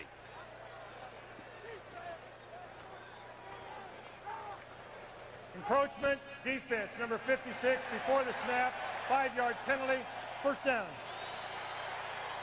I talked to Lawrence yesterday at practice, Vern, and asked him how that shoulder was. He took that big lick from Brad Muster against the Bears, and he said, well, it's doing okay.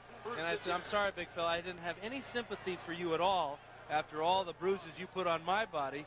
And he said, well, you know, I'm getting older, and every time I hit somebody, I get up and I feel like something's broken. I said, well, now you know how I felt all those times.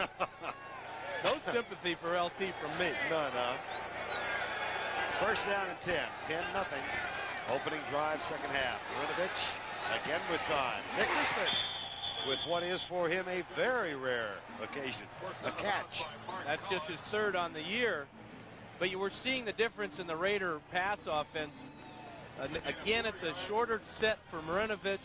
Good rhythm, got rid of the ball, and got it to Dickerson on the first down. How about the work of the offensive line on this drive? They're controlling the Giants so far, and the good thing that they're doing is they're giving the young quarterback time to throw, and his confidence is going to start building. 2nd down and 6 with 9:14 to go, 3rd quarter. Dickerson inside the 10 to the 8-yard line. It'll be 3rd and 3. Lawrence Taylor makes the stop for the Giants. But down by Lawrence Taylor and Mike Fox. This drive began with a 41-yard kickoff return from Napoleon McCallum, and they got it out to the 45-yard line. They have, as Dan pointed out, overcome a 1st and 20 after a holding call. You're looking at Terry Robisky, who is signaling the plays in, having received them from Tom Walsh. 3rd down. 3rd and 3. Raiders up the 9. In the end zone, incomplete. 4th down. Now then, Jager has missed 2. Well, he's going to get another try, though. Fans aren't going to like it, but Shell needs points in any way, shape, or form, and he's going to try the field goal from Jeff Jager.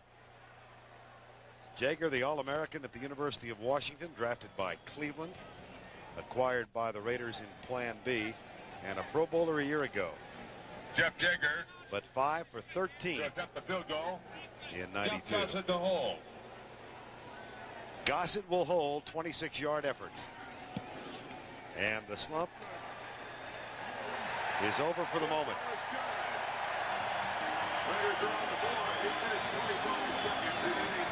Those are cheers filled with just the slightest tinge of sarcasm. Each year, corporate America spends over $10 billion on overnight shipping. Yet according to a report in the Wall Street Journal, $3 billion of that is wasted. If you find that kind of inefficiency alarming, call UPS. We can save you up to 40% on overnight deliveries and help prevent your profits from going up in smoke. UPS. We run the tightest ship in the shipping business. Yo, guys, this is Yogi. You can't top the Pringles pop. The taste is tough. Pringles? I haven't tried them in years. Pringles taste better than these bag chips. Check it out, yo. I'll believe it when I believe it. So? I believe it. They taste better. Yeah. Observe. Bag chips feel greasy. Grease don't taste good. Taste tastes good. Yeah! Can't stop. For those who thought full-size luxury car owners were taken for granted, change is in the wind. Introducing the all-new Cadillac Fleetwood Brougham. Totally redesigned to be the quietest Fleetwood ever, the most spacious, and the safest, with dual airbags and safety belts that provide supplemental protection for the people closest to you. The 1993 Cadillac Fleetwood Brougham, changing the way you think about American automobiles. Raiders opened the third quarter with a 46-yard drive, 11 plays. They have to settle for 3, which drew the ire of the president of the General Partners, official title, Al Davis. 11 plays, 46 yards, and Jacob will kick off. Joey Smith and Dave Meggett at the deep man. This will be Meggett at the 4. Good downfield coverage by the Raiders. Led by Mike Jones, number 52. 8:16 remaining third quarter. Rather modest crowd watching. Giants lead by 7. Until now, some thought imported luxury sedans possessed a higher level of engineering. But change is on the horizon. Introducing the 1993 Cadillac Seville STS with the North Star system. At its heart, a 295 horsepower North Star V8. So advanced, its first scheduled tune-up is 100,000 miles. The Cadillac Seville STS with the North Star system. Changing the way you think about American automobiles. Guess what famous motor oil is changing its bottle from white to green? Here's a little hint. Quaker State, Quaker State, Quaker State, Quaker State, Quaker State is one tough motor oil. Quaker State, same tough oil, new green bottle. There is a sound that you can expect to hear above the music. It's the sound of German being spoken by those who bring their passion for life to places like these. Beck's, the #1 imported German beer in your town, America, and the world. Never seen nothing like it. I mean, Rusty Slade was an ornery sort. Always ate his old bran flakes just for fiber. But one morning, I gave him Kellogg's new complete bran flakes. Weren't the same. More than fiber, they had whole grain wheat. Flakes were new too, crispy, crunchy. Why, that Kellogg's complete bran flakes even had a better nutty taste. It was all so good, made Rusty smile. Almost. New Kellogg's complete bran flakes. Fiber, and then some. Tuesday night, the Pirates face the Braves. Wednesday night, the A's take on the Blue Jays. The battles of October begin with the League Championship Series on CBS. Among those who play in the National Football League, each man finds his own way of getting ready to play football.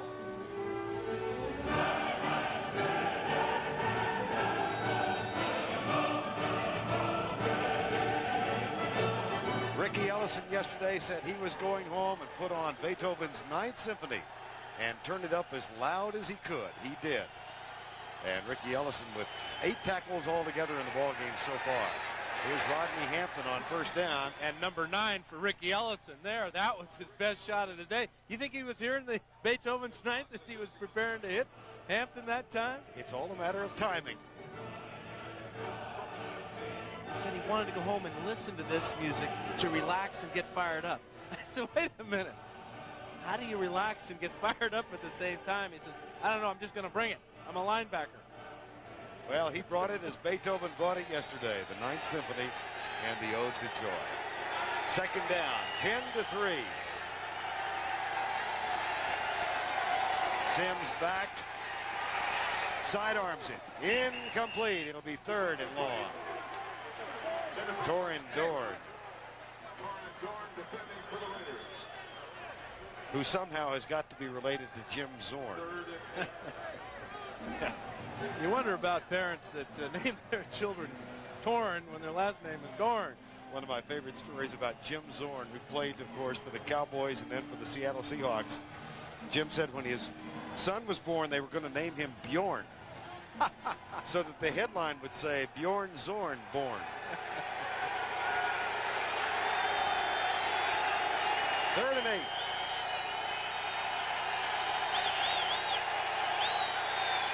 Stunts, no blitz. Make it.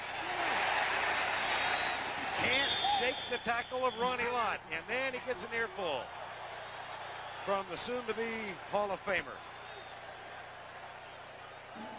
Well, if Meggett doesn't fall down, he's got a chance of picking up this first down, but he's doomed as soon as he goes to the turf because the first guy coming to get him is number 42, and you just don't get away from Ronnie Lott. And then Ronnie Lott started jawing at him. Now Tim Brown, who is averaging 14 yards per return, waits for Sean Landetta's punt. Landetta has had one block and one deflected this year.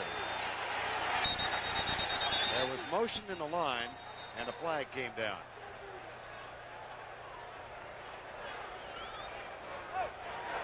Full start. Offense number 34 before the snap. 5-yard penalty. Still fourth down. Lewis Tillman moving before the snap, and Landetta really ripped that ball. Of course, there was no pressure coming at him. But the Giants are starting to unwind a little bit. This is not a real good start for their offense to start the second half.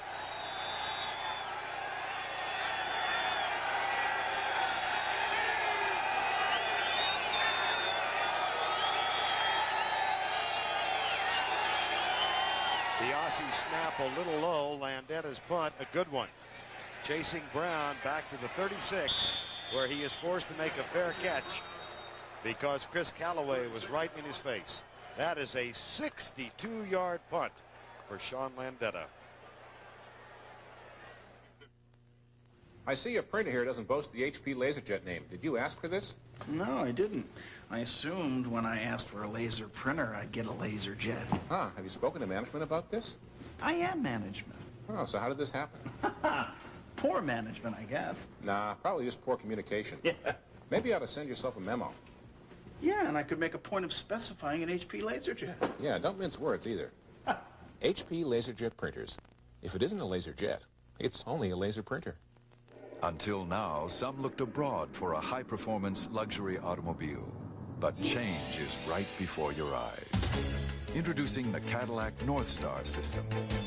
With its 32-valve Northstar V8, it becomes an extension of the driver's will, generating 295 horsepower while affording impressive levels of quietness and refinement. The Northstar system by Cadillac, changing the way you think about American automobiles.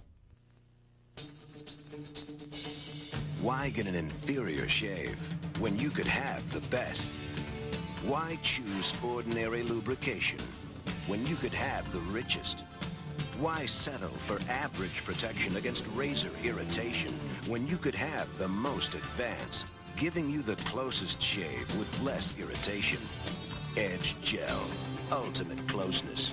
Ultimate comfort. That's the edge. The label says made in the USA, but these machine tools were made in Japan. They wouldn't pull a stunt like that. Oh, yes, they would, and it's all on 60 Minutes tonight. Raiders had a most impressive drive to open the second half, but had to settle for a short field goal from Jeff Jager. Now following that 62-yard punt, Tom Walsh calls the plays for the Los Angeles Raiders, who have a first down at their own 36-yard line. Marinovich, 9 of 15. 98 yards, no interceptions. He's been sacked once. Good protection again. Wide open is Glover, the tight end. As a flag is thrown on the far side of the field, some 50 yards away from the ball. 24-yard catch.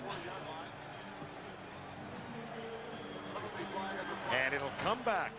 And I think the reason Glover was so wide open is because of the offensive pass interference against the Raiders. It was definitely a pick. Offensive pass interference, number 87 on the offense, 10-yard penalty, repeat first down. Yeah, Glover pushed off to get open. And a big play gets called back. Left side of the screen, he's working against in the middle there. Corey Raymond is number 39.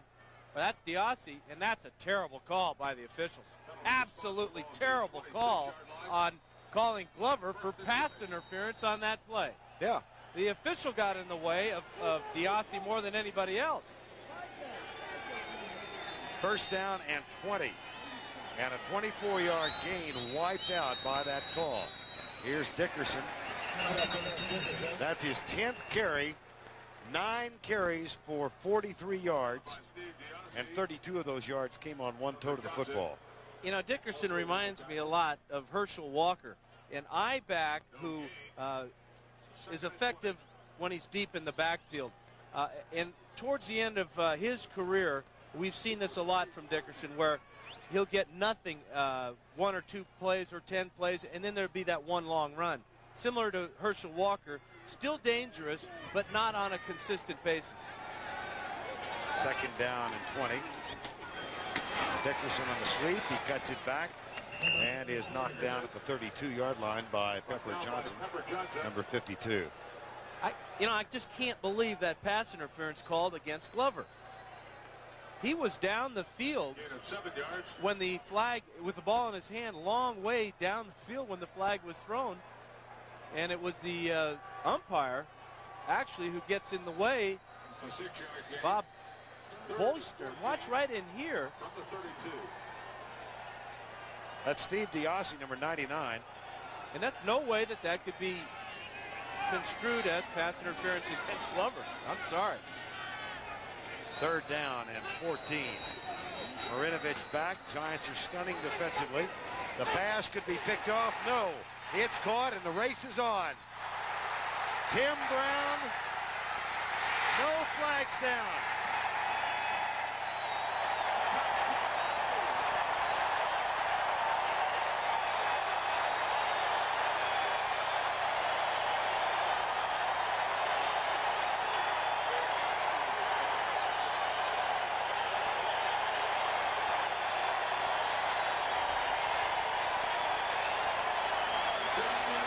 Mark Collins gambled for the pick.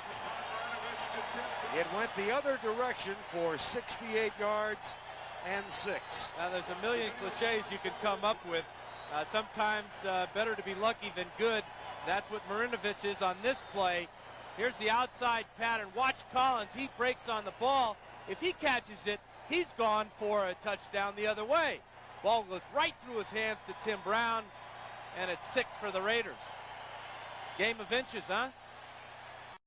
And now to tie it up, here's Jager's extra point.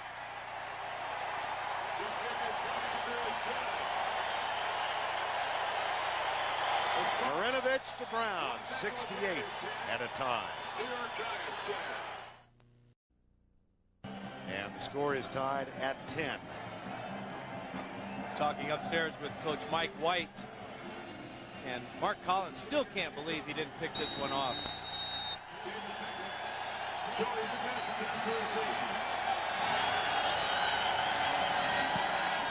Jager's kickoff, make it at the goal line. Flag is down. So is Megan.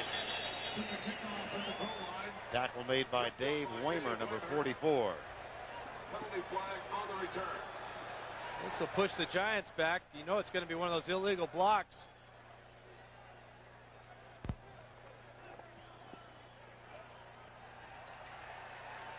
That'll be against the New York Giants, back inside the 15-yard line.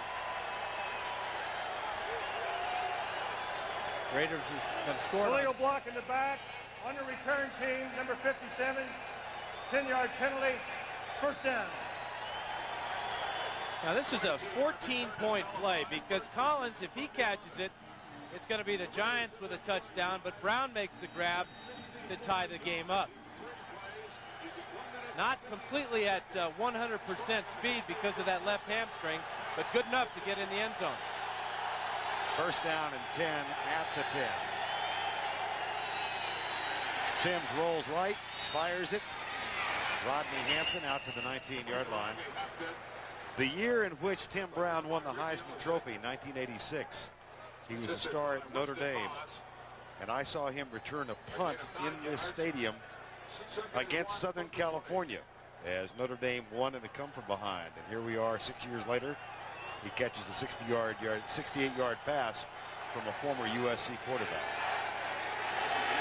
At the 20, second down and 1.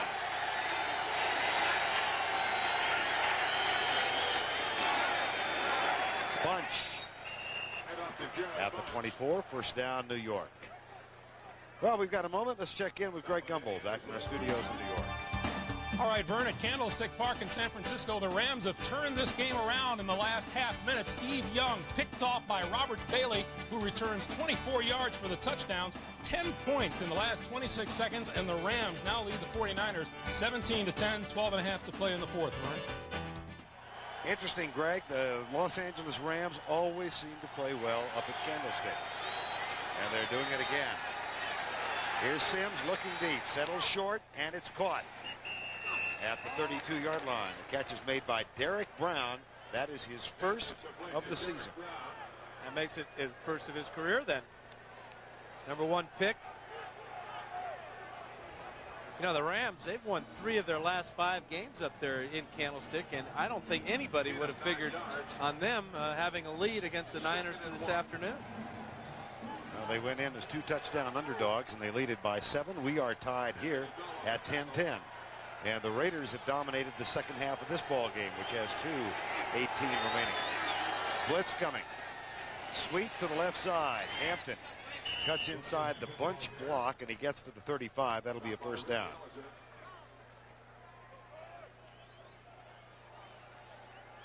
Yeah, the Giants have been tied with 10 unanswered points now, and Handley's got to be wondering if this is the team that had the bad 6 quarters to begin the year.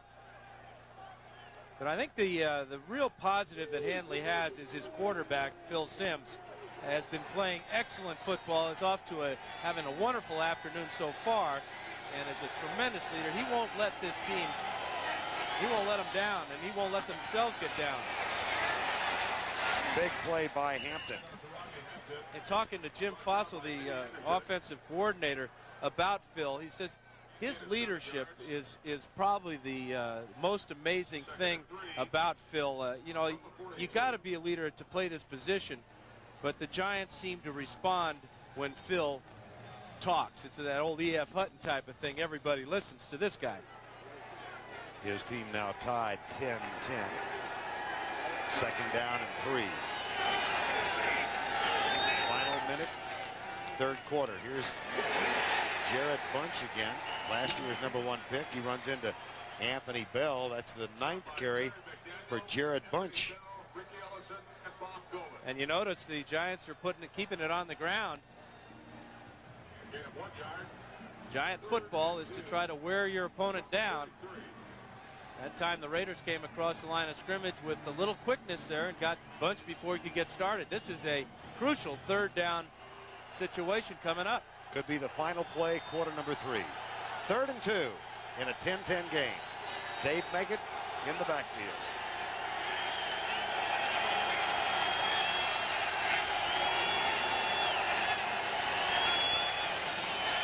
Meggett.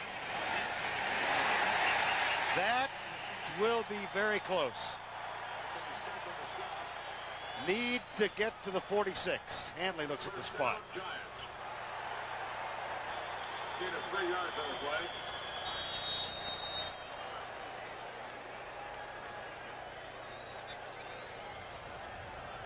And I believe they will bring the chain out on the field for the measurement. Don't think they'll eyeball this one. The one thing about Meggett, at only 180 pounds, when he hit the Raiders, he did not go any further.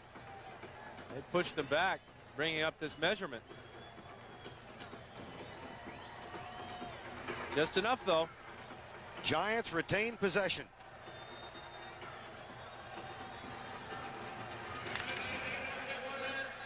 This hole is going to close real quickly, but about 8 inches too late as Meggett just barely gets the first down. That is the end of the third quarter with our score. The New York Giants 10 and the Los Angeles Raiders 10.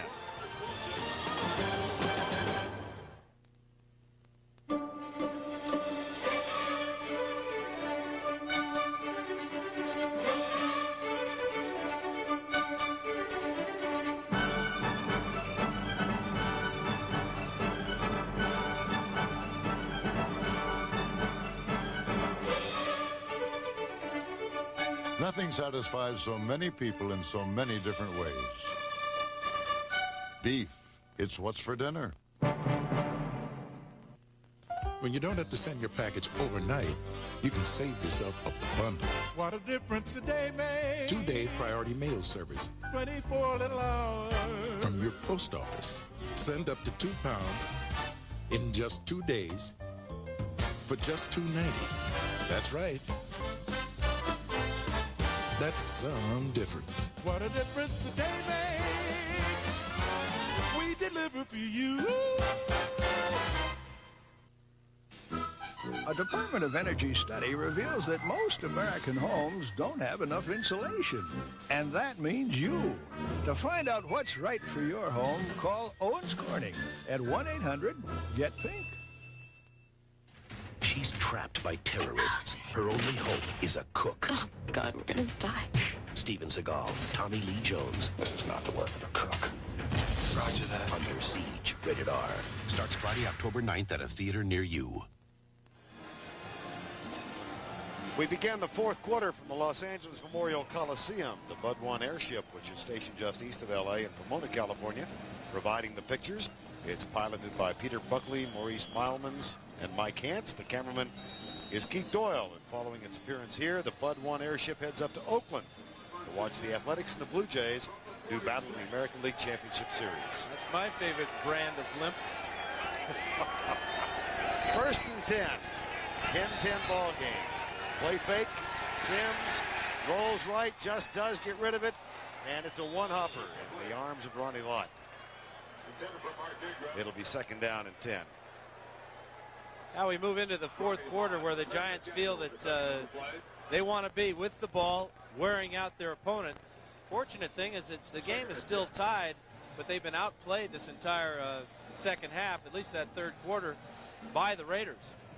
And you think back to the way the first half ended when the Giants had to settle for a field goal from inside the 1-yard line because they didn't have enough timeouts to run goal line type of play. They had a first and goal at the 1, no timeouts, and wound up settling for an 18-yard field goal from Matt Barr. Sims dropped. Second sack today. Howie Long's first. Well, this is Howie's first sack of the year here. And Sims is a big, strong quarterback, and he almost is strong enough to pull away from number 75. But that's the speed that Howie Long is famous for, taking the inside and a beeline right to the quarterback. It's third down and 19. Howie Long reminiscing with us yesterday about other great Villanova football players in the NFL. Took him a while to find one, didn't it? Mike Ciani, old Raider wide receiver. Short list.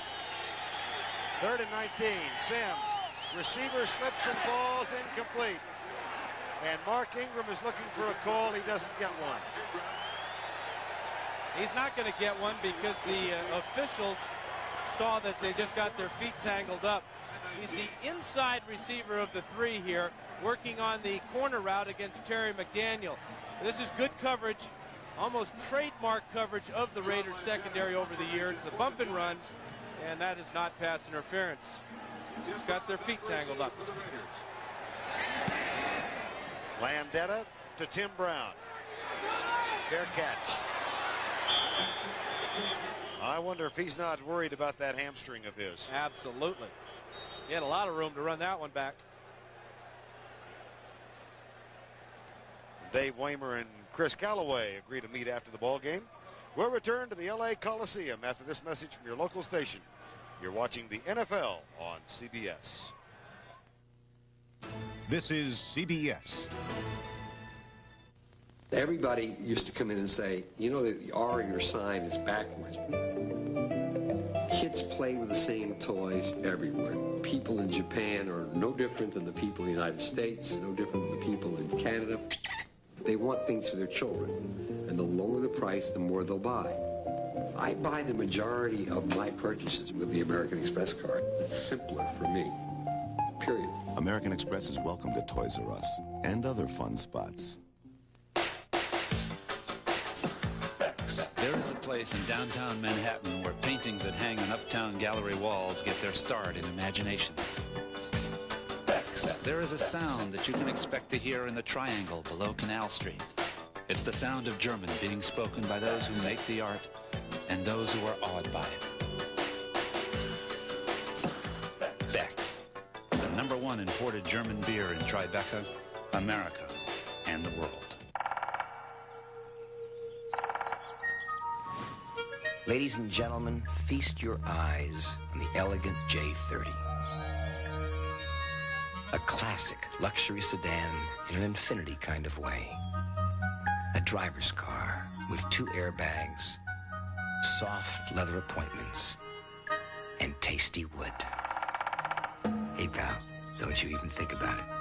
The Infiniti J30 luxury sedan. Incredible Hurricane Andrew survivor stories Monday morning at 9. Just off the coast of California, surf's up almost every afternoon. You never know who you might run into out there. Might be Todd Marinovich. Well, he went south of L.A. yesterday and said he was going to surf for about an hour. He was equating not surviving one of those waves with being caught for a sack. And somebody asked him, what's the difference between getting hit by a wave and getting hit by a guy like Lawrence Taylor? Well, the obvious answer is the wave doesn't hurt as much. He said you got to roll with it. The same type of thing with a tackle. Just relax and go with the tackle or the wave. And when you're underwater, you got to hold your breath and hope that you have enough air in your lungs until everything calms down. You can come up again. Interesting combination of interest for Todd Marinovich. Avid surfer and a very accomplished artist. Specializes in portrait work, as a matter of fact. Nick Bell is in the lineup now for the Raiders. He's having an artistic afternoon so far. 10 of 16. Here's the handoff to Bell. He comes right and is caught and dropped at the 18-yard line by Lamar McGriggs. Lamar McGriggs on the tackle. 1-yard loss. You know, we saw Marinovich kind of lose his composure on Monday night against the Chiefs. Today he's been more focused, and I think the change of having Tom Walsh call the plays instead of Terry Robisky has helped Todd. Todd told me yesterday that he felt that he could anticipate the calls better, that he has a better idea of what the coach wants now that Walsh is calling the plays. Second down 11 with 13:32 remaining in the game. Screen pass. Bell, Pepper Johnson, good open field tackle. That was a big play defensively. And it was an outstanding play because not only did Pepper have to make the tackle, he had to fight off the block of Todd Pete. Did that and got Bell down for little or no gain.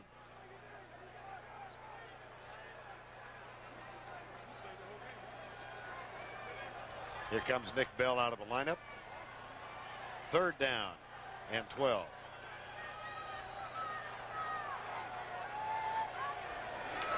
Raiders looking for their first win of 92. Giants trying to even the record. Here comes the blitz. Marinovich up in the pocket, deep across the middle, incomplete. 4th down. Meanwhile, the Rams are playing the 49ers. Let's find out what's going on. Here's Greg. All right, Vern, Terry Bradshaw diagrammed it in the pregame. Steve Young runs it in the 4th quarter. 8 yards and a touchdown with the extra point. The Rams and the Niners are tied at 17, just under 6.5 to play in the game. Vern and Dan. And we've got 12:39 remaining here. Here's Jeff Gossett on the punt. Now, Greg's not indicating to us that Bradshaw's taking credit for that touchdown, is he? Here's the punt taken by Meggett out of a tackle. And down to the 42.5-yard line. Stop made by Derek Hoskins, number 20. That's a 49-yard punt and 10 on the return. There are very few people in this league that have this type of ability. Elvis Patterson's going to miss him right there. And then the show is on.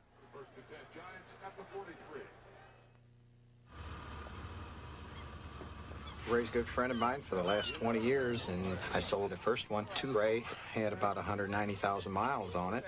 That's right. And I drove the second one. Ray bought that one also. Ray was lucky because I had debated on keeping it myself. You can't. Got me twice.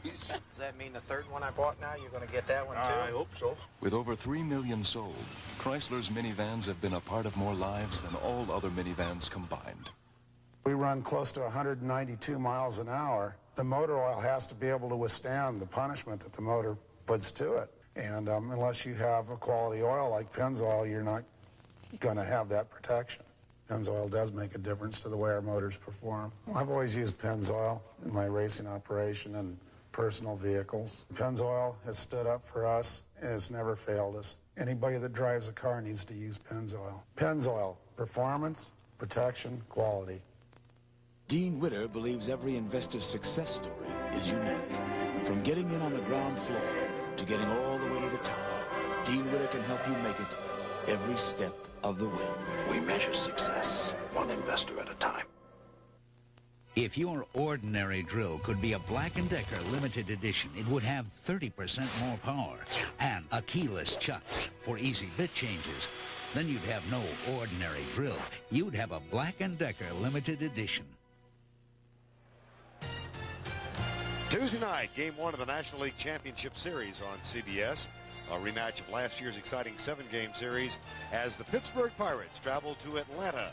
Starting pitchers for Game 1, Doug Drabek for Pittsburgh and John Smoltz for the Atlanta Braves. First and 10 Giants, 10-10 ball game.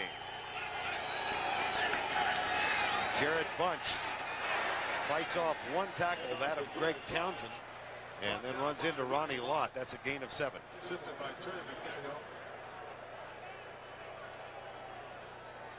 It'll be second down and 3. It's interesting to note the Giants are going back to the run after their last possession. When we changed ends, the fourth quarter began, the Giants went to 3 straight pass plays, 1 incomplete, a sack, and then another incomplete. Now it's back to the ground for New York. Second and 3. They try the sweep, Bunch and Hampton. Hampton fights off a tackle and no gain. Winston Moss, number 99, with the stop. Anthony Smith is number 94 on the left side of the line of scrimmage. It's called stringing the play out. Just neutralizing Riesenberg that time and letting the other guys help him out on that tackle. Now this is mist blowing down on the Raiders from a thing they call Mr. Breeze. And this is an innovation that the Raiders have here when it gets warm, about 80 degrees this afternoon. Kind of different to see the Raiders being pampered in such a way. Boy, I can't see Ted Hendricks going for that. Here's the pass. No flag. Incomplete. Intended for McCaffrey. It'll be 4th down. Can you see Madden having that on the sideline? Mr. Breeze? Absolutely not. The interesting thing is that the Giants saw it before the game, and they said, hey, it's just like a cold game. If you have a hot bench, the other team, the visiting team, has to have a hot bench too. So the Giants have their own Mr. Breeze on their sidelines, but it's not hooked up. I think that's one of the reasons why the Raiders have struggled, and that may be the new mystique of the Raiders, is a cooling device on the sidelines. Landeta's back to punt.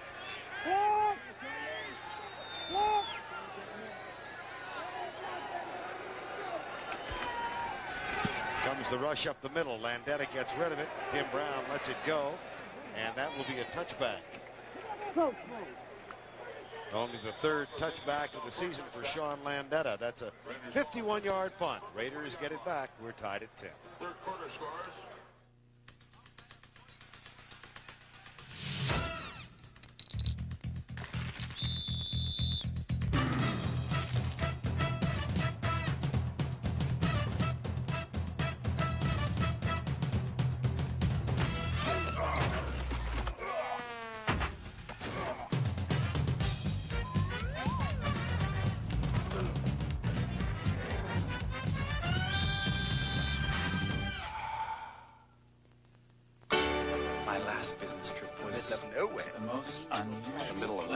day, 2 million travelers set out to do business. Last year I traveled 65 days. 94 days. Who would know better what they need than Holiday Inn? I always rehearse my presentation. I always rehearse my presentation in front of the bedroom mirror. We make them feel welcome in so many ways. Maybe that's why more business travelers stay with us than anyone else. What I miss most is my children. Holiday Inn. Stay with someone you know who really knows you. To be or not to be? That is the question. Whether 'tis nobler in the mind to suffer the slings and arrows of outrageous fortune, or to take arms against a sea of troubles, and by opposing, end them. Before you buy a car, you should see how well it performs. Blazer from Chrysler Plymouth. I would like to thank my biggest fans, Car and Driver, Road and Track. CBS sports coverage of the National Football League is sponsored by AT&T. We want you back. Levi's new loose-fitting jeans. And by Budweiser, the king of beers with that clean, crisp, cold taste. Nothing beats a Bud. Just under 11 minutes remaining in regulation, a 10-10 ball game. It was 10-0 New York at the half. The Raiders came back on a short field goal and a 68-yard pass catch from Tim Brown.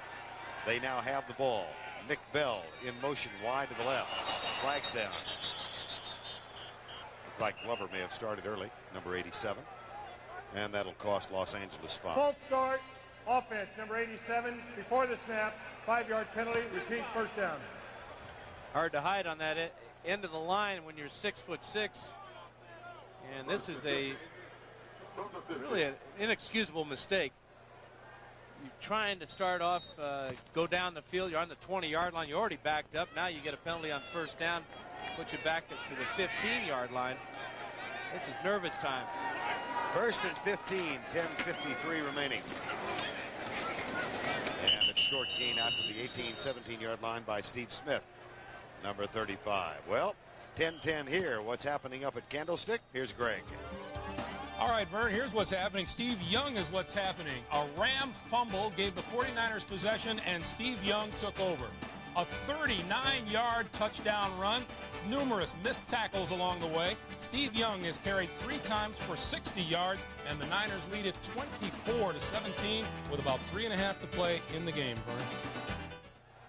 All right, Greg, he does give them an extra dimension, doesn't he? Did Bradshaw draw that one up, too? Second down. Flag is down. And that pass should have been ruled incomplete and finally is. There's a flag back at the 32-yard line.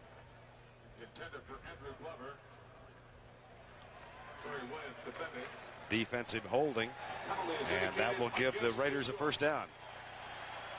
Boy, defenses have really dominated this half.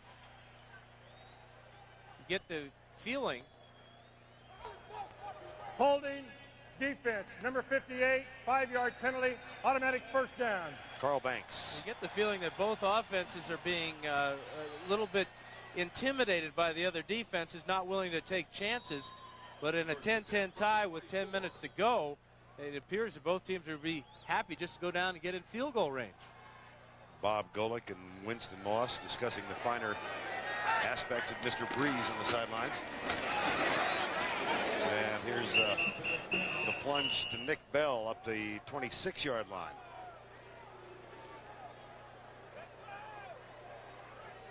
We talked a lot about the change in the Raider philosophy as far as, they're known for throwing the ball deep. But with Marinovich, we're seeing it's all intermediate type of passes.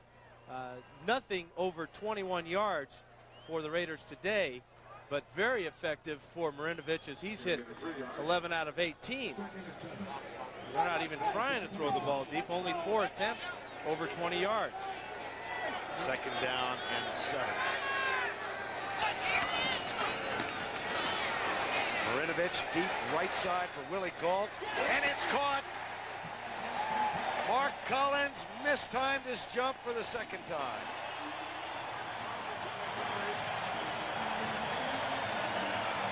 Well, if you've got a guy with this type of speed, you've got to throw him the ball deep every now and then. But Mark Collins, again, is right on the ball. Inches over his hand. There's Galt for the catch and the first down. Mark Collins will never, ever forget this day. That's a 33-yard pass, and of course earlier Tim Brown caught one of 68 yards for the tying touchdown, and Mark Collins on that play went for the interception. Motion again, getting a little sloppy. False start. Offense number 77 before the snap. 5-yard penalty. Still first down. Reggie McElroy.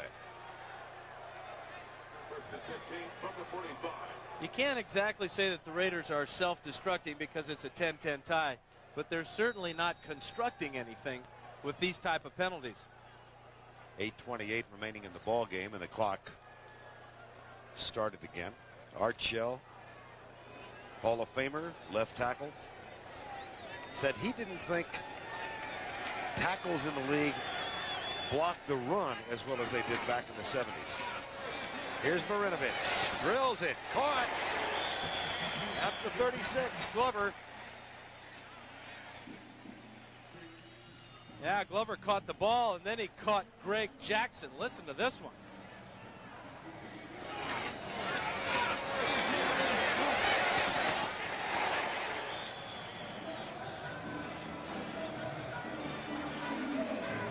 Second down at the 36. 10-10 ball game. The clock shows 7:35 and winding down. A second half dominated by the Los Angeles Raiders. 5-man rush. Marinovich dropped. Glover at the 24. But you're noticing that the Giants aren't getting anywhere near Marinovich in the pocket. The shorter sets, the quicker release time patterns, that's been very effective for the Raiders so far. Ray Hanley said yesterday that the one defensive adjustment his team had made under their new defensive coordinator Rod Rust at the request of the players was to send more 5- and 6-man pass rushes instead of the 4-man that he and Rust liked. Taking advantage of the outside linebackers, Taylor and Banks, and what they do best. Here's the rush. There's the pass. Incomplete. 4th down. Intended for Willie Galt. And that time it was Pepper Johnson from the inside, looping all the way to the outside that put pressure on Marinovich and caused that poor pass.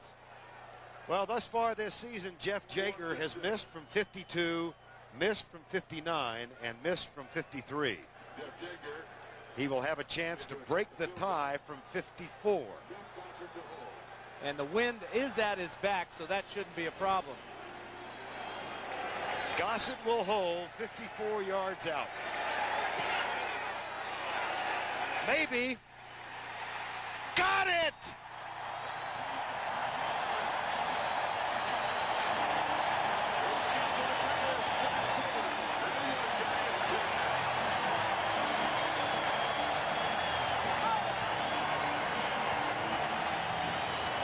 Good snap, good hold, and a real smooth kick by Jager. He knew it as soon as he hit it, that it was on its way through the goalpost.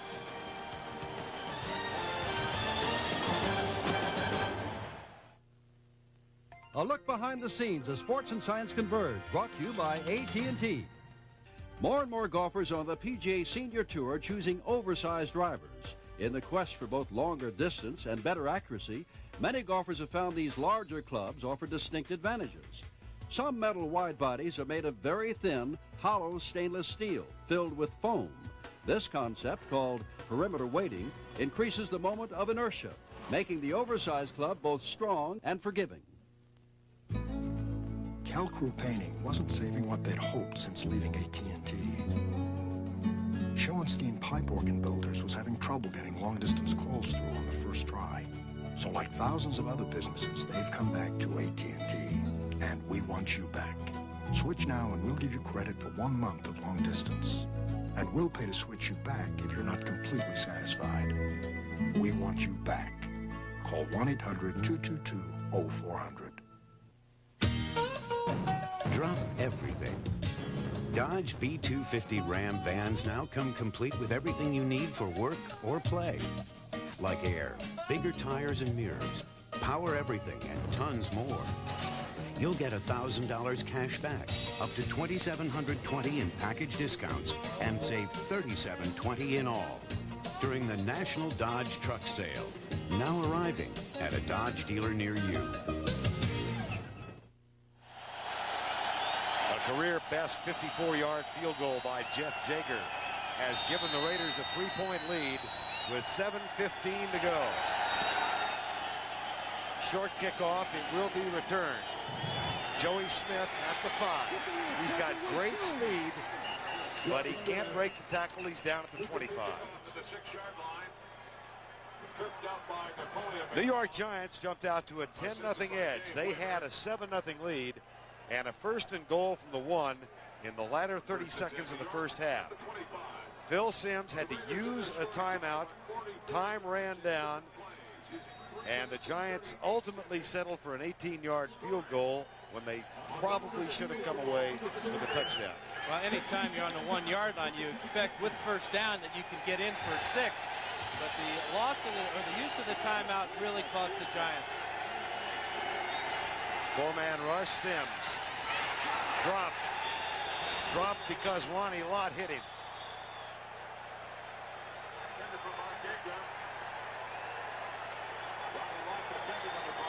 It's good pass protection for Simms, but he kind of floats this one into his wide receiver. And now Lott, you can see he sees the ball all the way, and he drills Ingram in the back. But he comes out of the game with an apparent shoulder injury. But he'll be back, I guarantee you. Simms this quarter, 0 of 4. 2nd and 10. Into the flat, had to settle for a safety valve, and Hampton is tackled by Anthony Bell.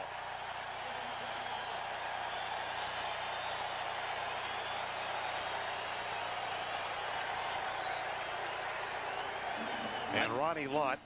I told you he'd be back, but, you know, that wasn't any big surprise, was it? Put a little chewing gum on it. Yeah, I got a little stinger, probably. A little baling wire. Nice play by Anthony Bell, as it appears that the entire defense is fired up. Ronnie Lott says you got to take losing personally. He does. And he's not used to it and doesn't like it. 3rd and 13. 4-man rush. Simms hit as he lets it go. There's a flag down.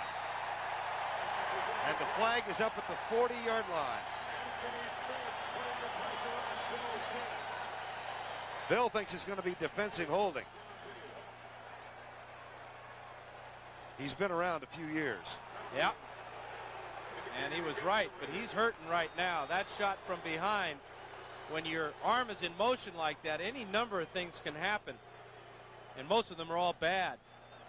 Holding defense. Number 36, 5-yard penalty. 1st down. Well, it's Terry McDaniel working against the slot receiver here, Mark Ingram. There's the hold right there. Now, the flag came a little bit later. Watch Simms step up into the pocket. Thinks about running for just a second, and it's Anthony Smith that's going to drill him from behind. On the holding call, 1st down and 10. Rodney Hampton to the 30-yard line. And the clock is under 6 minutes. Ricky Ellison and Ronnie Lott make the tackle. But, you know, every time you see a running back, and Hampton has done this a couple of times, where he's just jitterbugging in the hole looking for some place to go, you see this black and silver bullet coming at you, and it's Ronnie Lott.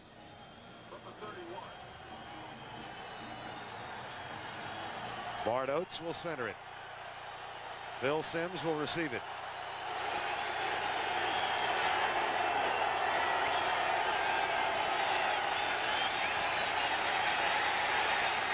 Deep, double coverage, Howard Cross. Out of bounds.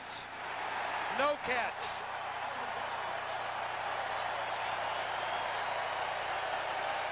Well, Giants are putting the ball in the air here, and almost it appears a panic type of situation here. Here's double coverage. Great catch by Cross, but he's going to run out of real estate here. That's a great grab between two Raiders. But there's a lot of time to go in this game. 5:15, only down by 3 points. But this is an obvious pass situation right now. 3rd and 6. 13-10, Raiders lead. Giants at their own 31. Two totally different halves for Phil Simms and the Giant offense.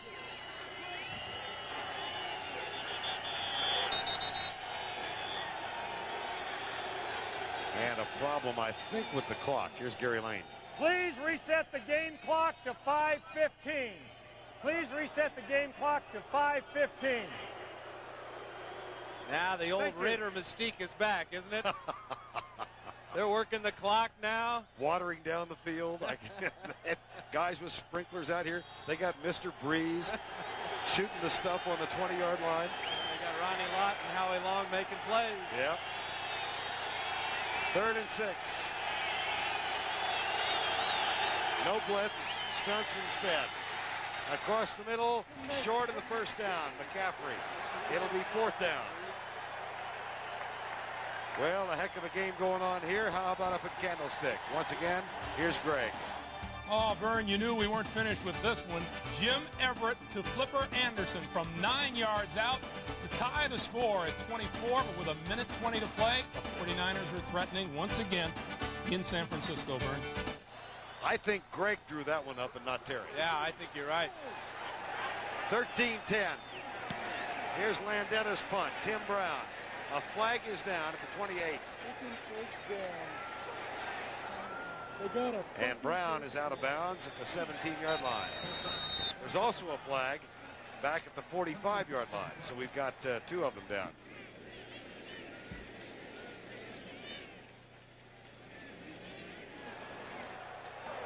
$12 men on the field on the defense. 5-yard penalty. First down. Oh, boy. Wow. Unbelievable and inexcusable. Well, 3 officials caught it. Well, we got a shadow right here. That's 1, 2, 3, 4, 5, 6, 7, 8, 9, 10, 11, 12. This guy is on his way out. I bet he's the guilty party right there. Yeah, gotcha, buddy. And he didn't make it out of bounds in time. Giants get the ball back at the 40. 1st and 10. And I know you know how to spell crucial. That was a crucial mistake. K-R-U-S-H-U-L. You bet.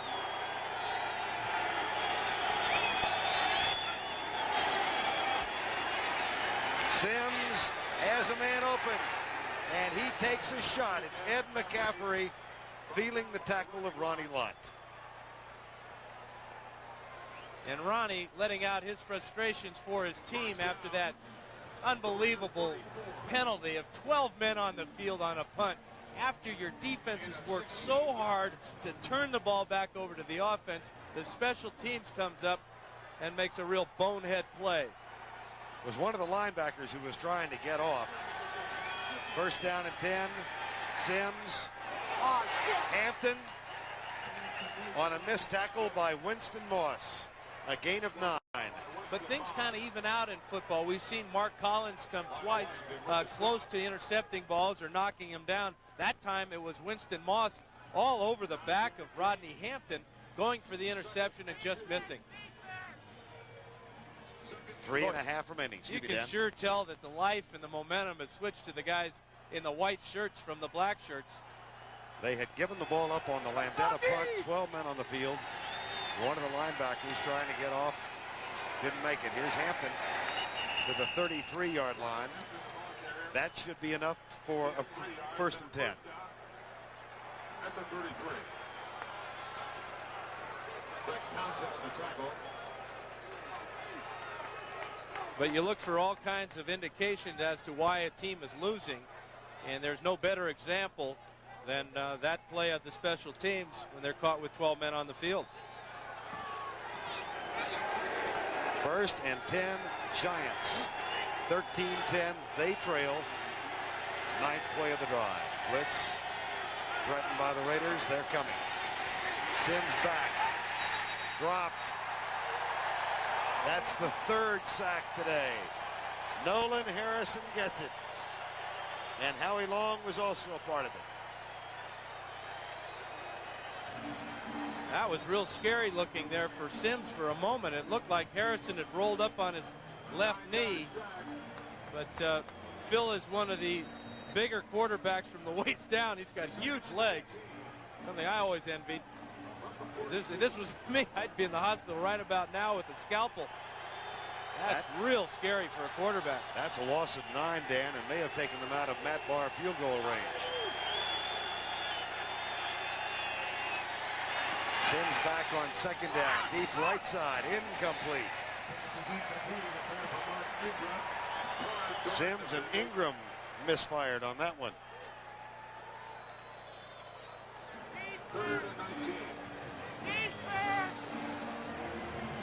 Now that sack was a big play for the Raider defense.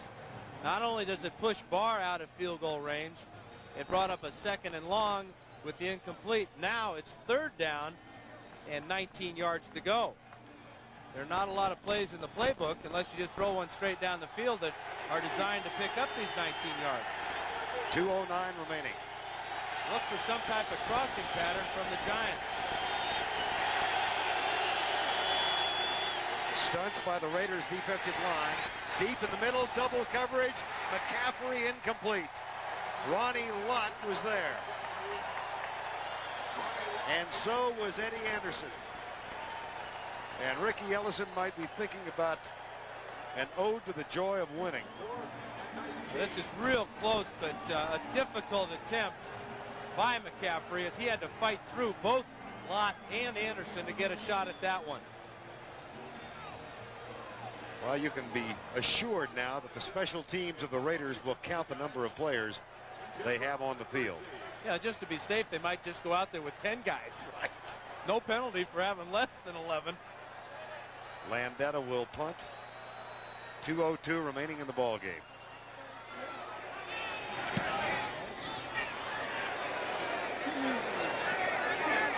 Nice play. Renee Thompson,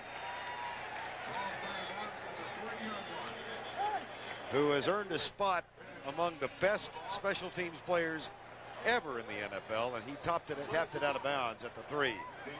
This is just an outstanding play. Eyeing the ball, getting the nice big hop, and then swatting it out of bounds at the 3-yard line.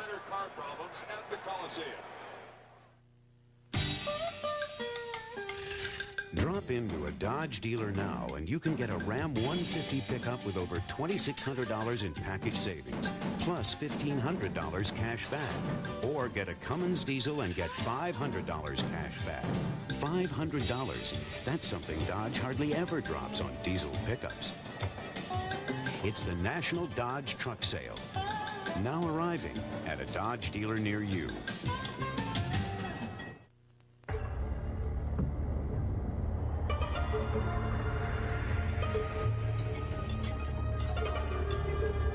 Introducing Levi's loose-fitting jeans.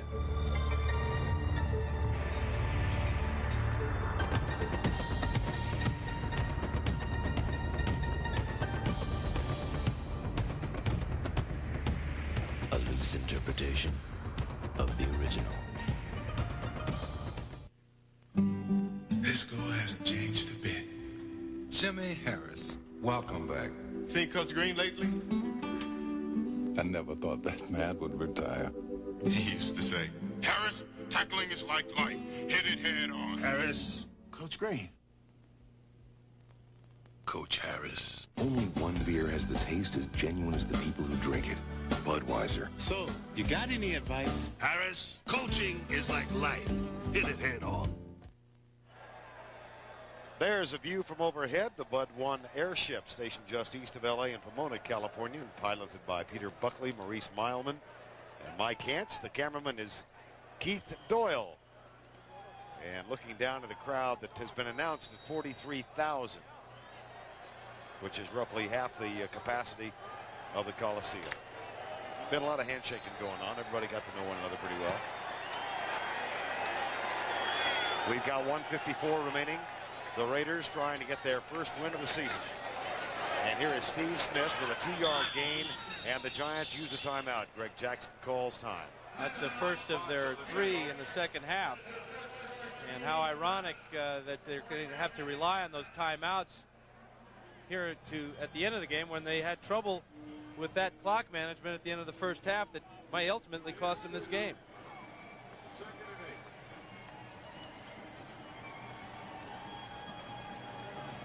.148 remaining in the ball game, and the Raiders use the timeout called by the Giants to go over and talk it over. Raiders need 1 first down, and they've got their first win of the year. It's not going to be easy because they're going to be very reluctant to put the ball in the air and have their quarterback drop back into the end zone. Ball on the 6-yard line, such as it is. Dave Meggett and the Giants lost their first 2. Came back with a win on Monday night a week ago in Chicago. And now, having established a 10-0 halftime lead, they've given up 13 unanswered points in this half. It's 2nd down and 8.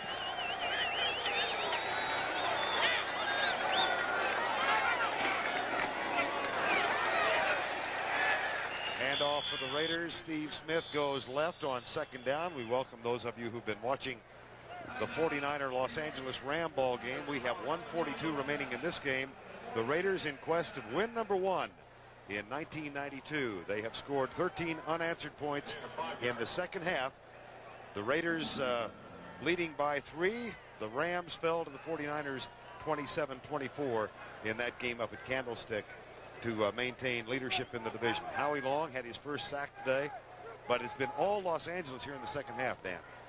Yeah, and now the Raiders need just about 4 yards to salt this one away. If they can pick up a first down, the Giants will be unable to stop the clock. 3rd and 3 coming up. But, you know, it's interesting that the 2 plays that the Raiders have used on this drive coming off the 3-yard line have been the old Raiders staple, running left behind the left guard Wisniewski and Wilkerson. Not too many years ago, that left guard was Upshaw, and that left tackle was head coach Art Shell. Art Shell looking for his and the team's first win of the season, and it would break an 8-game losing streak. Ray Handley trying to get his team to 2-2. It's 3rd and 3 with 1:42 remaining. Marinovich will throw it, and he has a man open. And the Giants will have to use their final timeout. Andrew Glover and Todd Marinovich, best of friends. And an upset, Ray Handley. Well, nothing to do now but to go in, take a shower, get on the bus, get on a plane, and fly home. This one's over. Handley's Giants had a 10-0 halftime edge. The Raiders cut it to 10-3, and then the biggest play of the second half. A touchdown pass from Todd Marinovich to Tim Brown, 68 yards. It went as Mark Collins had the interception in his hands, lost control of the ball. Brown got it, broke a couple of tackles. That tied it at 10. And then Jeff Jaker, a career-best 54-yard field goal, has provided the difference of 13-10. All Marinovich has to do now is secure the snap from center and kneel down. But remember, he did fumble a snap from center earlier in the game, moments after injuring his left hand on the helmet of Steve Wisniewski. So there's no guaranteed thing here. But it looks pretty good for the silver and black. Giants dominated the first half, led 10-0, had a 1st and goal at the 1 with a minute to go, but had to use their timeouts and settled for an 18-yard field goal when it appeared they would be in for the touchdown. Here's Marinovich falling down. The clock cannot be stopped. Those of you who just joined us, let's look back at the winning touchdown. Marinovich to Tim Brown. Might have been intercepted right there by Collins, but the ball went right over his fingertips, and Brown takes it down the sideline for a touchdown. Game of inches. Could have been a touchdown for the Giants if Collins intercepted, but Tim Brown made the grab. Out last week with a hamstring injury, and he caught that pass in the third quarter. That tied it at 10. And then Jeff Jager's 54-yard field goal provided the margin of difference that now sits at 3. And the Raiders call timeout.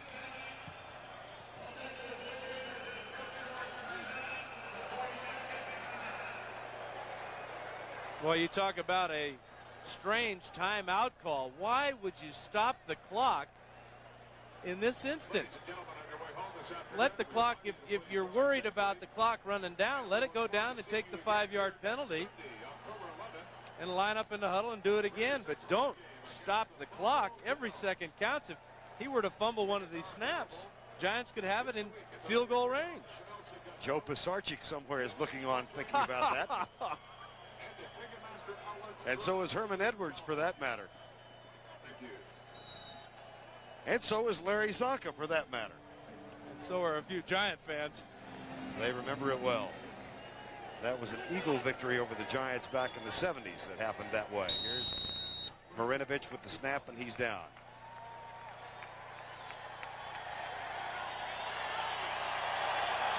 Streak is over. Streak continues.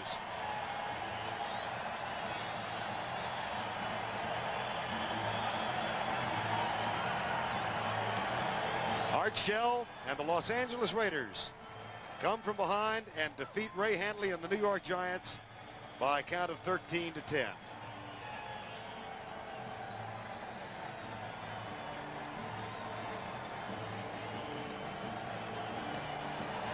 Jager and Barr.